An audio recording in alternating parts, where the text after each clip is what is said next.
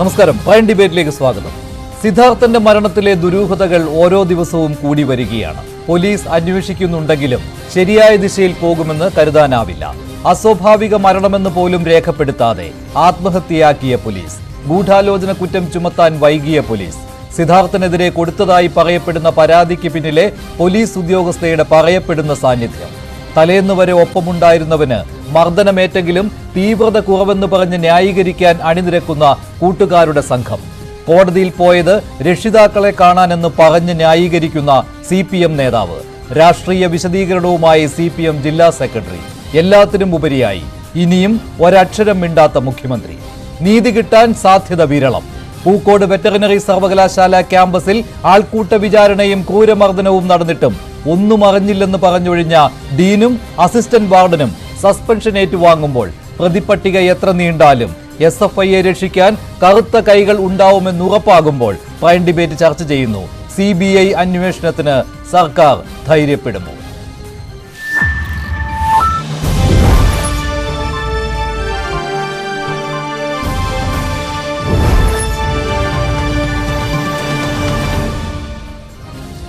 Prime ഡിബേറ്റിൽ BJP വക്താവ് Shri Yuvaraj Gokul, KSU സംസ്ഥാന vice president Shri Muhammad Shammas, CPM സഹയാത്രികൻ ഡോക്ടർ B ജയരാജ്.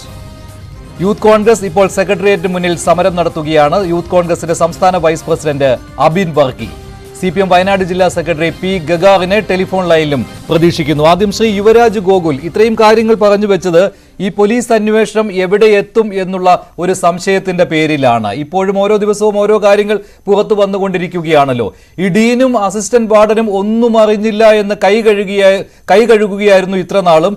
അവസാനം ഗവർണർ ഇടപെട്ട് വൈസ് ചാൻസലറെ മാറ്റിയതിനു ശേഷം താൽക്കാലിക VC വന്നതോടുകൂടി ഇപ്പോൾ ഡീനും അസിസ്റ്റന്റ് വാർഡനും വീട്ടിലിരിക്കേണ്ടി വന്നിരിക്കുകയാണ്. രണ്ടുപേർക്കും ഉത്തരവാദിത്തമുണ്ടെന്ന് താൽക്കാലിക VC കണ്ടെത്തിയിരിക്കുകയാണ്. അപ്പോൾ ഈ ഡീനെ രക്ഷിക്കുവാനുള്ള എന്തെല്ലാം കുൽസിത ശ്രമങ്ങൾ അവിടെ നടന്നു.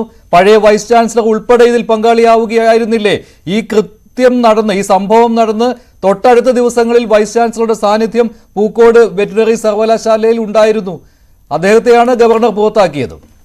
അതെ മഞ്ജുഷ, ഞാനത് മനസ്സിലാക്കുന്നിടത്തോളം ഇതൊരു പരസ്പര സഹകരണ സംഘമായിട്ടാണ് ഈ ഡീൻ മുതൽ അവിടുത്തെ അഡ്മിനിസ്ട്രേറ്റീവ് തലത്തിലുള്ള ആൾക്കാർ മുതൽ ഈ പറയുന്ന SFIക്കാർ വരെ ആയിട്ടുള്ള കുറ്റവാളികളായിട്ടുള്ള ആൾക്കാർ വരെയുള്ള ആൾക്കാർ പ്രവർത്തിച്ചിരിക്കുന്നതെന്നാണ് നമുക്ക് പ്രഥമ ദൃഷ്ട്യാ തന്നെ മനസ്സിലാകുന്നത്. അവർ വളരെ നോർമലായിട്ടാണ് ഈ സാധനത്തിനെ കണ്ടിരിക്കുന്നത്. അവർക്ക് എന്തെങ്കിലും പ്രത്യേകിച്ച് അതിനകത്തൊരു ഇഷ്യൂ ായിട്ട് അവർക്കൊരിക്കലും ഫീൽ ചെയ്തിട്ടിരുന്നില്ല. കാര്യം വെച്ച് കഴിഞ്ഞാൽ പറയുന്ന സംവിധാനങ്ങൾ മുഴുവൻ അവരുടെ കയ്യിലാണ്. പിന്നെ അവരതിനകത്ത് ഭയക്കേണ്ടെന്ന് ആവശ്യമില്ലല്ലോ. നമ്മൾ എന്തെങ്കിലും ഒരു ഇഷ്യൂവിനെ ഭയക്കുമ്പോൾ മാത്രമല്ലേ നമ്മൾ ഈ പറയുന്ന നമ്മുടെ നോർമൽ കാര്യങ്ങളിൽ നിന്ന് മാറി മറ്റു കാര്യങ്ങളിലേക്കൊക്കെ നമ്മൾ പോവുകയും ചിന്തിക്കുകയും ചെയ്യുകയുള്ളൂ. നോക്കുക, ആ പയ്യൻ മരിച്ചു, 18-ാം തീയതി ആ പയ്യൻ മരിച്ചു, ആ പയ്യൻ ആത്മഹത്യ ചെയ്യുകയോ ആ പയ്യനെ കൊല്ലുകയോ എന്താണെന്ന് വെച്ചാൽ സംഭവിച്ചിട്ടുണ്ട്. 19-ാം തീയതി VC അവിടെ വന്നിരുന്നിട്ട് മറ്റു തരത്തിലുള്ള അഭിമുഖങ്ങളൊക്കെ നടത്തിക്കൊണ്ടിരിക്കുകയാണ്, ഇൻ്റർവ്യൂസ് എടുത്തുകൊണ്ടിരിക്കുകയാണ് അവിടുത്തെ അധ്യാപകരുടെയും മറ്റു ആൾക്കാരുടെയൊക്കെ എന്താണ് ശമ്പള വർധനവും മറ്റു കാര്യങ്ങളുമൊക്കെ ആയിട്ട് ബന്ധപ്പെട്ടിട്ട്. തലേ ദിവസം 18-ാം തീയതി ഒരാൾ അവിടെ മരിച്ചിരിക്കുന്നത് അസ്വാഭാവിക മരണമാണ്, ഒരു തൂങ്ങി മരണമാണ്, അതിൻ്റെ പുറത്ത് ഇത്രയധികം പ്രശ്നങ്ങളൊക്കെ അവിടെ നടന്നിട്ടുണ്ട്. ഇതെല്ലാം അറിഞ്ഞു വെച്ചുകൊണ്ട് ഒരു VC, ഒരു വൈസ് ചാൻസലർ അവിടെ വന്നിരുന്നിട്ട് വളരെ നോർമലായിട്ടുള്ള അവരുടെ പ്രൊസീജിയേഴ്സ് കണ്ടിന്യൂ ചെയ്തുകൊണ്ടിരിക്കുകയാണ്. അതിൻ്റെ അർത്ഥം എന്താണ്? അവരെ സംബന്ധിച്ചിടത്തോളം അവർക്കറിയാം എന്താണ് സംഭവിക്കാൻ പോകുന്നത്. സംവിധാനങ്ങൾ മുഴുവൻ അവരുടെ കയ്യിലാണ്. നോക്കൂ, ഈ മാധ്യമങ്ങൾ ഇത്രയധികം പ്രശ്നങ്ങൾ ഉണ്ടാക്കിയിരുന്നില്ല എങ്കിൽ, ഈ വിഷയത്തിനെ മുൻപോട്ട് കൊണ്ടുവന്നില്ലായിരുന്നു എങ്കിൽ, ഈ സംസ്ഥാനത്തിലെ പ്രതിപക്ഷ പാർട്ടികൾ ആ പ്രശ്നം ഏറ്റെടുക്കുന്ന സാഹചര്യം ഉണ്ടായിരുന്നില്ല എങ്കിൽ എന്ത് സംഭവിക്കുമായിരുന്നു ഈ കേസിന്? നമ്മുടെ മുമ്പിൽ പകൽ പോലെ വ്യക്തമാണ് നമുക്ക് എന്തായിരുന്നു സംഭവിക്കുക എന്നുള്ള കാര്യം. ഇത്രയും കാര്യങ്ങൾ ഈ മാധ്യമങ്ങൾ പുറത്തു കൊണ്ടുവന്ന് പ്രതിപക്ഷ പാർട്ടികൾ ഇത് ഏറ്റെടുത്ത് സമരം ചെയ്യുന്ന ഈ ഘട്ടത്തിൽ പോലും SFIയെ ന്യായീകരിക്കുന്നതിന് വേണ്ടി എന്തെല്ലാം ശ്രമങ്ങളാണ് നടക്കുന്നത്. കഴിഞ്ഞ ദിവസം മറ്റൊരു വീഡിയോ കൂടി പ്രചാരത്തിലുണ്ട്. അവിടുത്തെ കുറെ വിദ്യാർത്ഥിനികൾ വന്ന് മാധ്യമങ്ങളെ മോശക്കാരായി ചിത്രീകരിക്കുകയാണ്. നിങ്ങൾ ഇവിടെ നടക്കുന്ന കാര്യങ്ങളെ പർവ്വതീകരിക്കുകയാണ് എന്ന് ഈ വിദ്യാർത്ഥിനികൾ പറയുകയാണ്. തൊട്ട് തലേന്ന് വരെ തങ്ങളോടൊപ്പം ഉണ്ടായിരുന്ന ഒരു കൂട്ടുകാരന് ക്രൂരമായി മർദ്ദനമേറ്റിട്ട് ഈ രീതിയിൽ SFIയെ ന്യായീകരിക്കുവാൻ ഇവർക്ക് എങ്ങനെ കഴിയുന്നു എന്നുള്ളതാണ്. ഒന്നുകിൽ ഇവരെ ട്യൂഷൻ കൊടുത്തു വിടുകയാണ് അങ്ങോട്ട്. കഴിഞ്ഞ ദിവസം കണ്ടതാണല്ലോ, ഞാൻ MSFകാരനാണ് എന്ന് പറഞ്ഞുകൊണ്ട് ഒരു വിദ്യാർത്ഥി രംഗത്തെത്തിയത്. അതിന് പിന്നാലെയാണ് ഇത്തരത്തിലുള്ള നാടകങ്ങളും അരങ്ങേറുന്നത്. ഈ വിദ്യാർത്ഥിനികൾ പറയുന്നുണ്ട് കേട്ടോ, പറയുന്നുണ്ട് സിദ്ധാർത്ഥന് മർദ്ദനമേറ്റിരുന്നുവെന്ന്. പക്ഷെ പറയുകയാണ് ഈ പറയണ പോലെയുള്ള മർദ്ദനമൊന്നും ഇല്ലായിരുന്നു.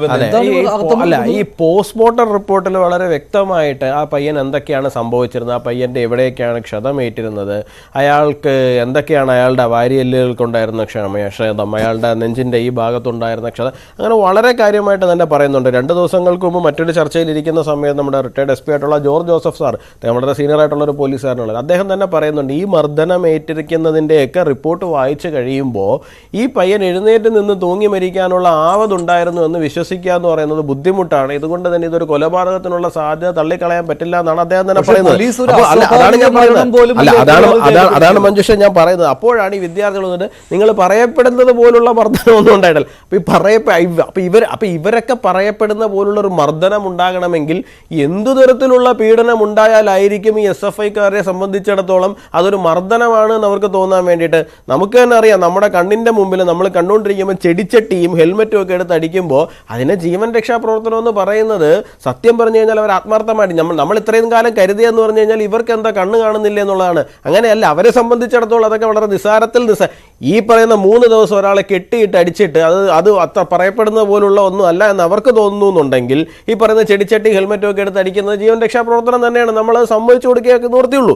പിന്നെ മറ്റൊരു കാര്യം കൂടിയുണ്ട് മഞ്ജുഷേ, ഈ കേരളീയ പൊതുസമൂഹത്തിന് ഈ വിഷയത്തിൽ എന്തെങ്കിലും തരത്തിലുള്ള ന്യായം അല്ലെങ്കിൽ നീതി നടപ്പിലാകും എന്നുള്ളൊരു പ്രതീക്ഷ ഉണ്ടാകുന്നുണ്ടെങ്കിൽ ആ പ്രതീക്ഷ നഷ്ടപ്പെട്ടു പോയൊരു മൊമെൻ്റ് ഉണ്ട്.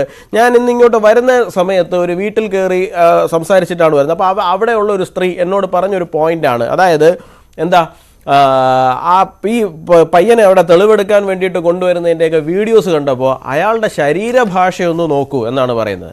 എന്തൊരു അഹങ്കാരം പിടിച്ച രീതിയിലാണ് വരികയും കാര്യങ്ങളെ അവതരിപ്പിക്കുകയും ചെയ്തത് പോലീസിന്റെയും ഇത്രയധികം മാധ്യമങ്ങളുടെയും മുന്നിൽ എന്നുള്ളതാണ്. ഇതേ പോലീസുകാർ തന്നെയാണ് ഈ തുടക്ക സമയത്ത് ഇവരെ രക്ഷിക്കുവാനായിട്ട് മുന്നിലുണ്ടായിരുന്നത്.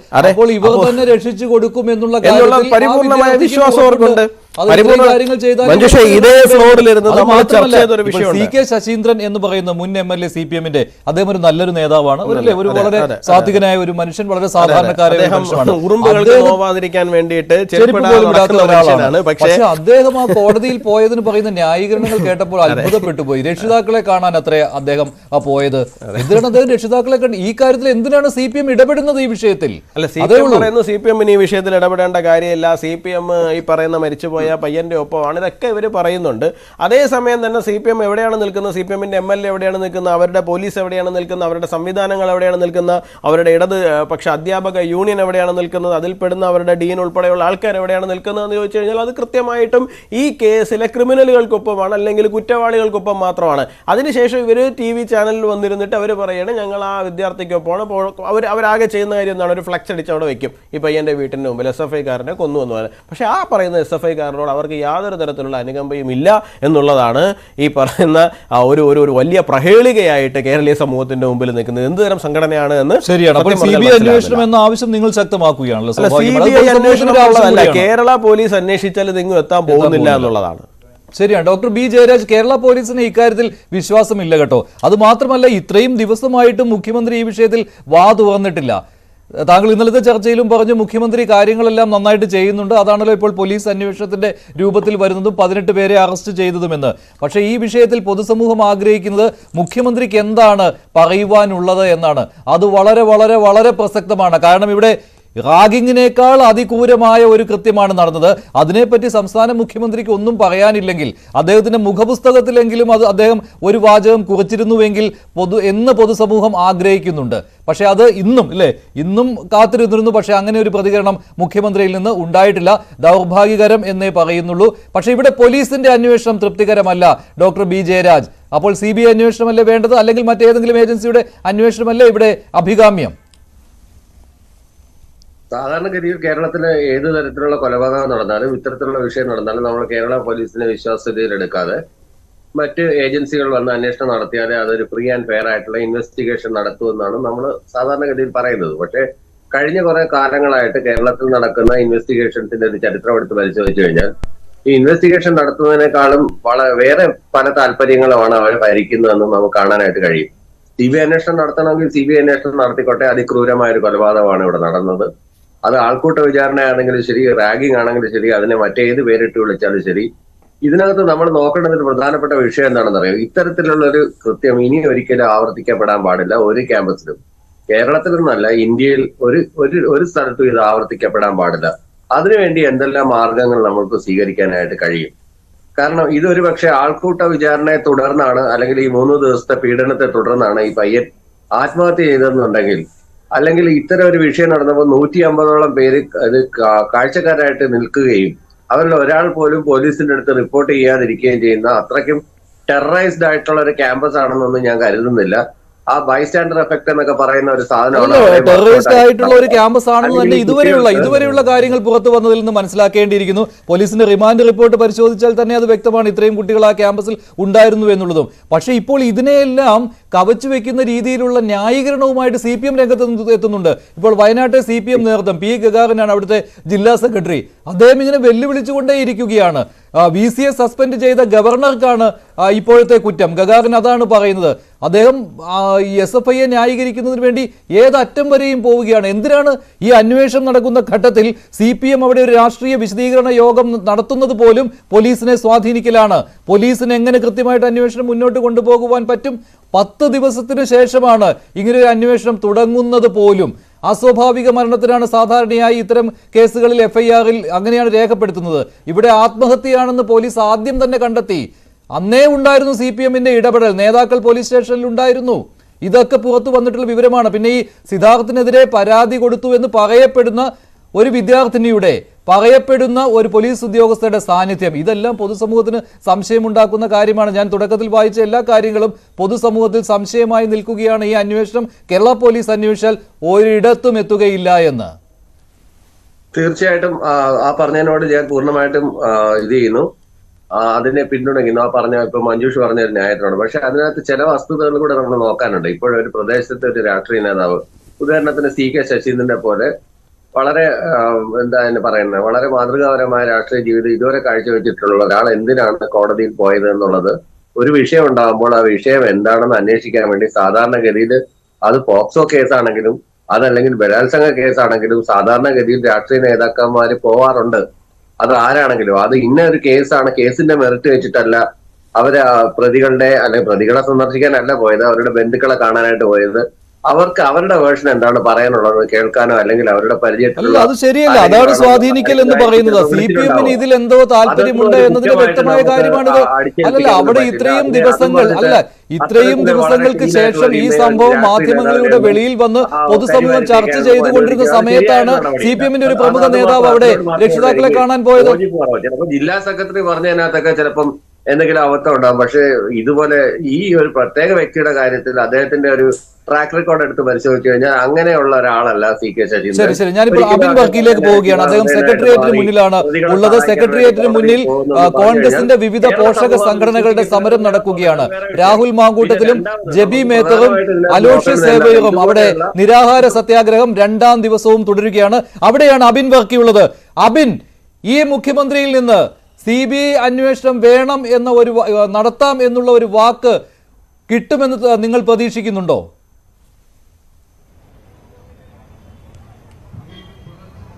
അല്ല മഞ്ജുഷ, ഈ വിഷയത്തിൽ നമുക്ക് വളരെ കൃത്യമായിട്ട് അറിയാം. ഒരു മരപ്പട്ടിയുടെ വില പോലും ഈ മരിച്ച സിദ്ധാർത്ഥിന് മുഖ്യമന്ത്രി കൊടുത്തിട്ടില്ല എന്നുള്ളത് വളരെ വ്യക്തമാണ്. അതിന് കാരണം എന്താണ്? ഇവിടെ മരപ്പട്ടി മുള്ളുന്നതിനെ പറ്റി അദ്ദേഹത്തിന് ആശങ്കയുണ്ട്.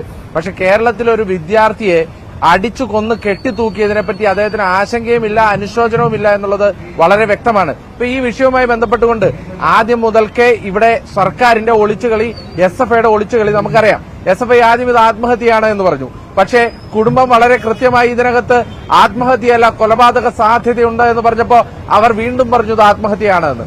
പോസ്റ്റ്മോർട്ടം റിപ്പോർട്ട് വന്നപ്പോൾ നമുക്ക് വളരെ കൃത്യമായി മനസ്സിലായി 18 ഗുരുതരമായ മുറിവുകൾ ആ ശരീരത്തിൽ ഉണ്ടായിരുന്നുവെന്നും 2 ദിവസം പട്ടിണിക്ക് കിടന്നുവെന്നും മനസ്സിലായപ്പോ ആ അവസരത്തിൽ മാത്രമാണ് ഇതിനകത്തൊരു ദുരൂഹതയുണ്ട് എന്ന് അപ്പോഴും SFI പറയാൻ തയ്യാറായത്. പക്ഷേ ആ നിമിഷത്തിലും നിങ്ങൾ മനസ്സിലാക്കേണ്ടത് അന്ന് VC-യെയും ഡീനിനെയും തള്ളിപ്പറയാത്ത സർക്കാർ നിലപാട് നമ്മുടെ മുമ്പിലുണ്ട്. കാരണം എന്താ?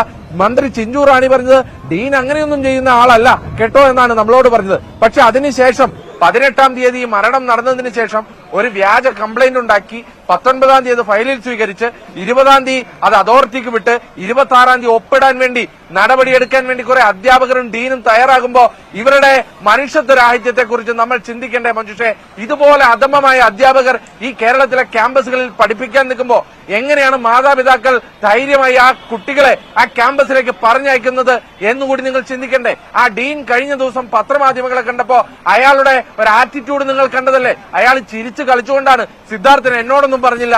സിദ്ധാർത്ഥൻ മർദ്ദനമുണ്ടെങ്കിൽ എന്നോട് പറയണ്ടേ? ഞാൻ വാർഡനല്ല, ഞാനൊരു വാച്ചറല്ല, ഞാനല്ല ഹോസ്റ്റലിലെ വാച്ചർ എന്നുള്ള രീതിയിൽ ഡീനിനെ അടിയന്തരമായി പ്രതിപട്ടികയിൽ ചേർക്കണം. ആ ആവശ്യം നിങ്ങൾ ഉച്ചത്തിൽ ഉന്നയിക്കുക അബിൻ വർക്കി.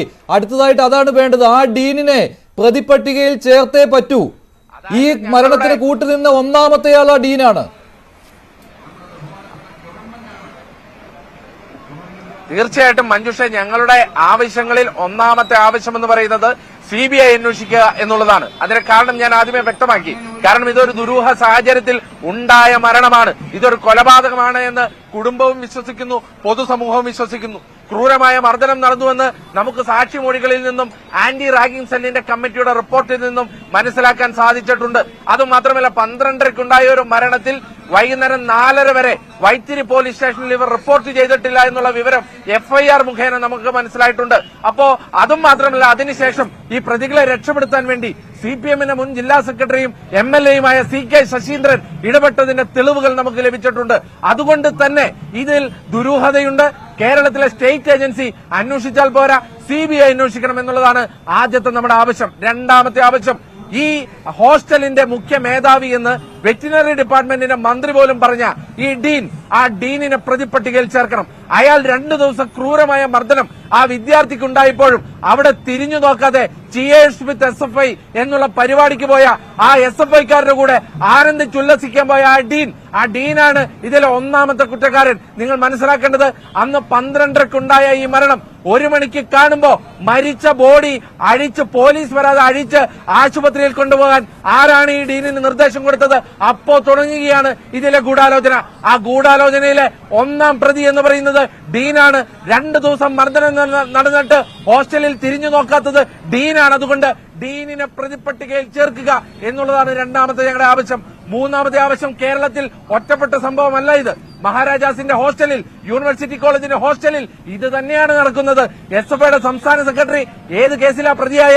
ഇതുപോലെ തന്നെ ഒരു ഹോസ്റ്റലിൽ കെട്ടിയിട്ട് ഒരു വിദ്യാർത്ഥിയെ ക്രൂരമായി പീഡിപ്പിച്ച കേസിലാണ് SFIയുടെ സംസ്ഥാന സെക്രട്ടറി 45 ദിവസം ജയിലിൽ പോയത്. അതുകൊണ്ട് ഏകശിലാ ക്യാമ്പസുകളായി SFI ഭരിക്കുന്ന ക്യാമ്പസുകളിൽ, അവരുടെ ഹോസ്റ്റലുകളിൽ സ്പെഷ്യൽ ഇൻവെസ്റ്റിഗേഷൻ ടീമിന്റെ അന്വേഷണം വേണമെന്നുള്ളതാണ് ഞങ്ങളുടെ ആവശ്യം. അതും മാത്രമല്ല, ലഹരി മാഫിയയുടെ ഇടപെടൽ ഈ വിഷയത്തിൽ ഉണ്ടോ എന്ന് ഞങ്ങൾ സംശയിക്കുന്നുണ്ട്. മഞ്ജുഷ് ഒന്ന് ആലോചിക്ക്, ഏതൊരു മനസാന്നിധ്യമുള്ള ഒരു സാധാരണ മനുഷ്യന് ഒരു ബെൽറ്റ് കൊണ്ട് അടിച്ച് ആ ബെൽറ്റ് പൊട്ടിപ്പോയി, രണ്ടാമത്തെ ബെൽറ്റ് കൊണ്ടടിച്ച് ആ ബെൽറ്റും പൊട്ടിപ്പോയി, ചോര ഒലിപ്പിച്ച് ബോധം കെടുന്ന അവസ്ഥയിൽ വീണ്ടും ഒരു വിദ്യാർത്ഥിയെ മർദ്ദിക്കാൻ ഏതെങ്കിലും ഒരു സാമാന്യ ബോധമുള്ള ഒരാൾക്ക് സാധിക്കുമോ? അപ്പൊ ലഹരി മരുന്ന്, ലഹരി മാഫിയ ഇതിനകത്ത് പിടിമുറുക്കിയിട്ടുണ്ടോ എന്ന് ഞങ്ങൾ സംശയിക്കുന്നു. SFIയുടെ ഏകശിലാ ക്യാമ്പസുകളിൽ നിങ്ങൾ പരിശോധന നടത്തണം. ലഹരി മാഫിയയുടെ സാന്നിധ്യം ആ ക്യാമ്പസുകളിൽ ഉണ്ടോ എന്ന് ഞങ്ങൾ സംശയിക്കുന്നുണ്ട്. അതുകൊണ്ട് ഇതൊക്കെ ഉൾപ്പെടുന്ന ഒരു കാര്യം കൂടി നടക്കുന്നുണ്ട് ശ്രീ അബിൻ വർക്കി, ഒരു കാര്യം കൂടി നടക്കുന്നുണ്ട്. ഇപ്പോൾ അവിടുത്തെ വിദ്യാർത്ഥികളെ ബ്രെയിൻ വാഷ് ചെയ്തുകൊണ്ട് SFIക്ക് അനുകൂലമായിട്ട് മൊഴി കൊടുക്കുന്നതിന് വേണ്ടിയുള്ള തീവ്ര ശ്രമം നടക്കുന്നുണ്ട്. മറ്റൊന്നുകൂടി, P. ഗഗാറിൻ എന്ന CPM-ന്റെ വയനാട് ജില്ലാ സെക്രട്ടറി തുടർച്ചയായി വെല്ലുവിളി നടത്തിക്കൊണ്ടിരിക്കുകയാണ്. അദ്ദേഹം ഒടുവിൽ പറയുന്നത് 2 MLA-മാർക്കെതിരെ എന്തുകൊണ്ട് കേസെടുത്തില്ല എന്നാണ്. ആർക്കെതിരെ? സിദ്ദിഖിനും IC ബാലകൃഷ്ണനും. ഈ സംഭവത്തെക്കുറിച്ച് അന്വേഷിക്കാൻ 2 MLA-മാർ പൂക്കോട് വെറ്റിനറി സർവകലാശാല ക്യാമ്പസിൽ കയറിയതാണ് ഗഗാറിന് വലിയ സംഭവമായിട്ട് തോന്നുന്നത്. അതിനു മുൻപ് അവിടെ നടന്ന SFIക്കാരുടെ അഴിഞ്ഞാട്ടം, അതിനെക്കുറിച്ച് ഗഗാറിന് ഒരു വാചകം പോലും ഉരിയാടാൻ കഴിയുന്നില്ല. ഈ ഗഗാറിന്റെ മൂക്കിന് താഴെ വീടിന്റെ ഏതാനും കിലോമീറ്റർ അപ്പുറയാണ് ഈ പൂക്കോട് വെറ്റിനറി കോളേജ് ഇരിക്കുന്നത്. അയാളാണ് ഈ പൂക്കോട് വെറ്റിനറി കോളേജിൽ നേരിട്ട് ഭരണം നടത്തുന്നത്. SFIക്ക് വേണ്ടി എല്ലാ ഗുണ്ടായുസത്തിനും ഓശാന പാടുന്നത് ഈ ഗഗാറിനാണ്. ഈ ഗഗാറിന് ഉൾപ്പെടെയുള്ള ആളുകൾ, നിങ്ങളൊന്ന് ആലോചിക്കുക, ഗഗാറിന്റെ വീട്ടിൽ നിന്ന് ഏതാനും കിലോമീറ്റർ അപ്പുറമുള്ള ഈ കോളേജിൽ ഇത്ര ദാരുണമായ സംഭവം നടന്നിട്ട് ഈ ഗഗാറിൻ നമ്മളെ ആരെങ്കിലും അറിയിച്ചോ? മഞ്ജുഷ ഒന്ന് ആലോചിക്ക്. ഏതെങ്കിലും മാധ്യമ പ്രവർത്തകരെ ഈ ഗഗാറിൻ പറഞ്ഞതായി നിങ്ങൾ ആരെങ്കിലും കണ്ടിട്ടുണ്ടോ? ഇല്ലെങ്കിൽ SFIക്കാരനാണ് എന്നാണല്ലോ ഇപ്പൊ ആർഷോ പറയുന്നത്. SFIയുടെ ഇൻസ്റ്റാഗ്രാം പേജും ഫേസ്ബുക്ക് പേജും ഔദ്യോഗിക പേജ് ഇപ്പോൾ മഞ്ജുഷ സെർച്ച് ചെയ്ത് നോക്കണം. അതിനകത്ത് ഈ സിദ്ധാർത്ഥിനെ പറ്റിയുള്ള ഒരു അനുശോചന കുറിപ്പുണ്ടോ എന്ന് നിങ്ങൾ നോക്കണം. അതായത് ഇതിനകത്ത് SFIക്ക് പങ്കുണ്ട്, ഇതിനകത്ത് ഇത് സംരക്ഷിക്കുന്നത് CPM നേതൃത്വമാണ്. പിന്നെ ഇവർ നടപടിയെടുത്തു എന്ന് പറയുന്നു. മഞ്ജുഷെ, ഇതിനു മുമ്പ് വയനാട് ജില്ലാ കമ്മിറ്റിക്കെതിരെ എപ്പോഴാണ് നടപടിയെടുത്തത്? രാഹുൽ ഗാന്ധിയുടെ ഓഫീസ് ആക്രമിച്ചതുമായി ബന്ധപ്പെട്ട് വയനാട് ജില്ലാ കമ്മിറ്റി പൂർണ്ണമായി പിരിച്ചുവിട്ടു. എന്നിട്ട് എന്ത് സംഭവിച്ചു? 10 ദിവസത്തിനുള്ളിൽ അവരെ എല്ലാവരെയും തിരിച്ചെടുത്തു. ഇങ്ങനെ ഓരോ വിഷയത്തിലും SFIയുടെ സംസ്ഥാന സെക്രട്ടറി ജയിലിൽ നിന്നാ സംസ്ഥാന സെക്രട്ടറി ആയത്. അതെങ്ങനെയാണ് എന്നൊക്കെ എറണാകുളത്ത് പല കഥകളും പറയുന്നുണ്ട്. അഭിമന്യുവിന്റെ വധവുമായി ബന്ധപ്പെട്ട് പല കഥകളും പ്രചരിപ്പിക്കുന്നുണ്ട്. അതൊന്നും ഞാൻ ഇവിടെ പറയാൻ ആഗ്രഹിക്കുന്നില്ല. അതുകൊണ്ട് സമഗ്രമായ അന്വേഷണം ഈ വിഷയത്തിൽ ആവശ്യമാണ്. അതിനു വേണ്ടിയിട്ടാണ് നമ്മുടെ സഹപ്രവർത്തകർ ഈ മാന്യമായ സമരം, സഹന സമരം, ധാർമ്മിക സമരം രാഹുൽ മാങ്കൂട്ടത്തിലും ജബി മേത്തറും അതുപോലെ തന്നെ അലോഷ്യസ് സേവറും എനിക്ക് പിറകിലായുള്ള ഈ പന്തലിൽ നടത്തുന്നത്. ഈ സമരം ഞങ്ങൾ വിജയിക്കുക തന്നെ ചെയ്യും. ശരി, നന്ദി ശ്രീ അബിൻ വർക്കി. ഇത്രയും സമയം താങ്കൾ വളരെ തിരക്കിലാണെന്ന് എനിക്ക് അറിയാം. അവിടെ സമര രംഗത്താണ് ശ്രീ അബിൻ വർക്കി ഉള്ളത്. നന്ദി ശ്രീ അബിൻ വർക്കി. ഇപ്പോൾ മുഹമ്മദ് ഷമ്മാസ്, KSUവിന്റെ സംസ്ഥാന വൈസ് പ്രസിഡന്റ്, അദ്ദേഹം കൂടി ചേരുന്നുണ്ട്. ഷമ്മാസ്, ഈ അബിൻ പറഞ്ഞു നിർത്തിയ സ്ഥലത്ത് നിന്ന് തുടങ്ങാം. ഈ ഗഗാറിൻ എന്ന വ്യക്തി എന്തിനാണ് ഈ തരത്തിലുള്ള വെല്ലുവിളികൾ നടത്തിക്കൊണ്ടിരിക്കുന്നത് വയനാട്ടിൽ? ഏത് രീതിയിലുള്ള ഇടപെടലുകളുണ്ട്? ഷമാസിന് നേരിട്ട് ബോധ്യമുള്ള കാര്യമാണല്ലോ. കുറച്ചുകൂടി വയനാടിനോട് അടുത്തുള്ള പ്രദേശത്ത് താമസിക്കുന്ന ആൾ കൂടിയാണ് ഷമ്മാസ്. എന്തെല്ലാം പുതിയ വിവരങ്ങൾ അവിടുന്ന് കിട്ടുന്നുണ്ട് ഈ അന്വേഷണത്തിലെ SFIയുടെയും CPMന്റെയും ഇടപെടലുകളെ കുറിച്ച്?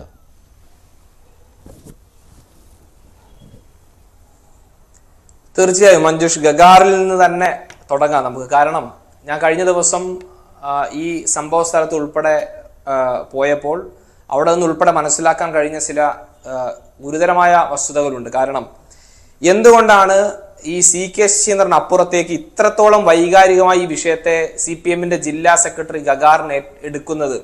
പാർട്ടിക്കെതിരായും നേതാക്കൾക്കെതിരായുമുള്ള പ്രചരണത്തെ എന്തിനാണ് അദ്ദേഹം ഇങ്ങനെ പ്രതിരോധിക്കാൻ ശ്രമിക്കുന്നതിന്റെ പിന്നിൽ മറ്റൊരു ഗുരുതരമായ ഒരു വശം കൂടിയുണ്ട്. ഈ CPM ജില്ലാ സെക്രട്ടറി ഗഗാറിന്റെ സഹോദര പുത്രൻ DYFIയുടെ ജില്ലാ നേതാവ് രമേശനാണ്.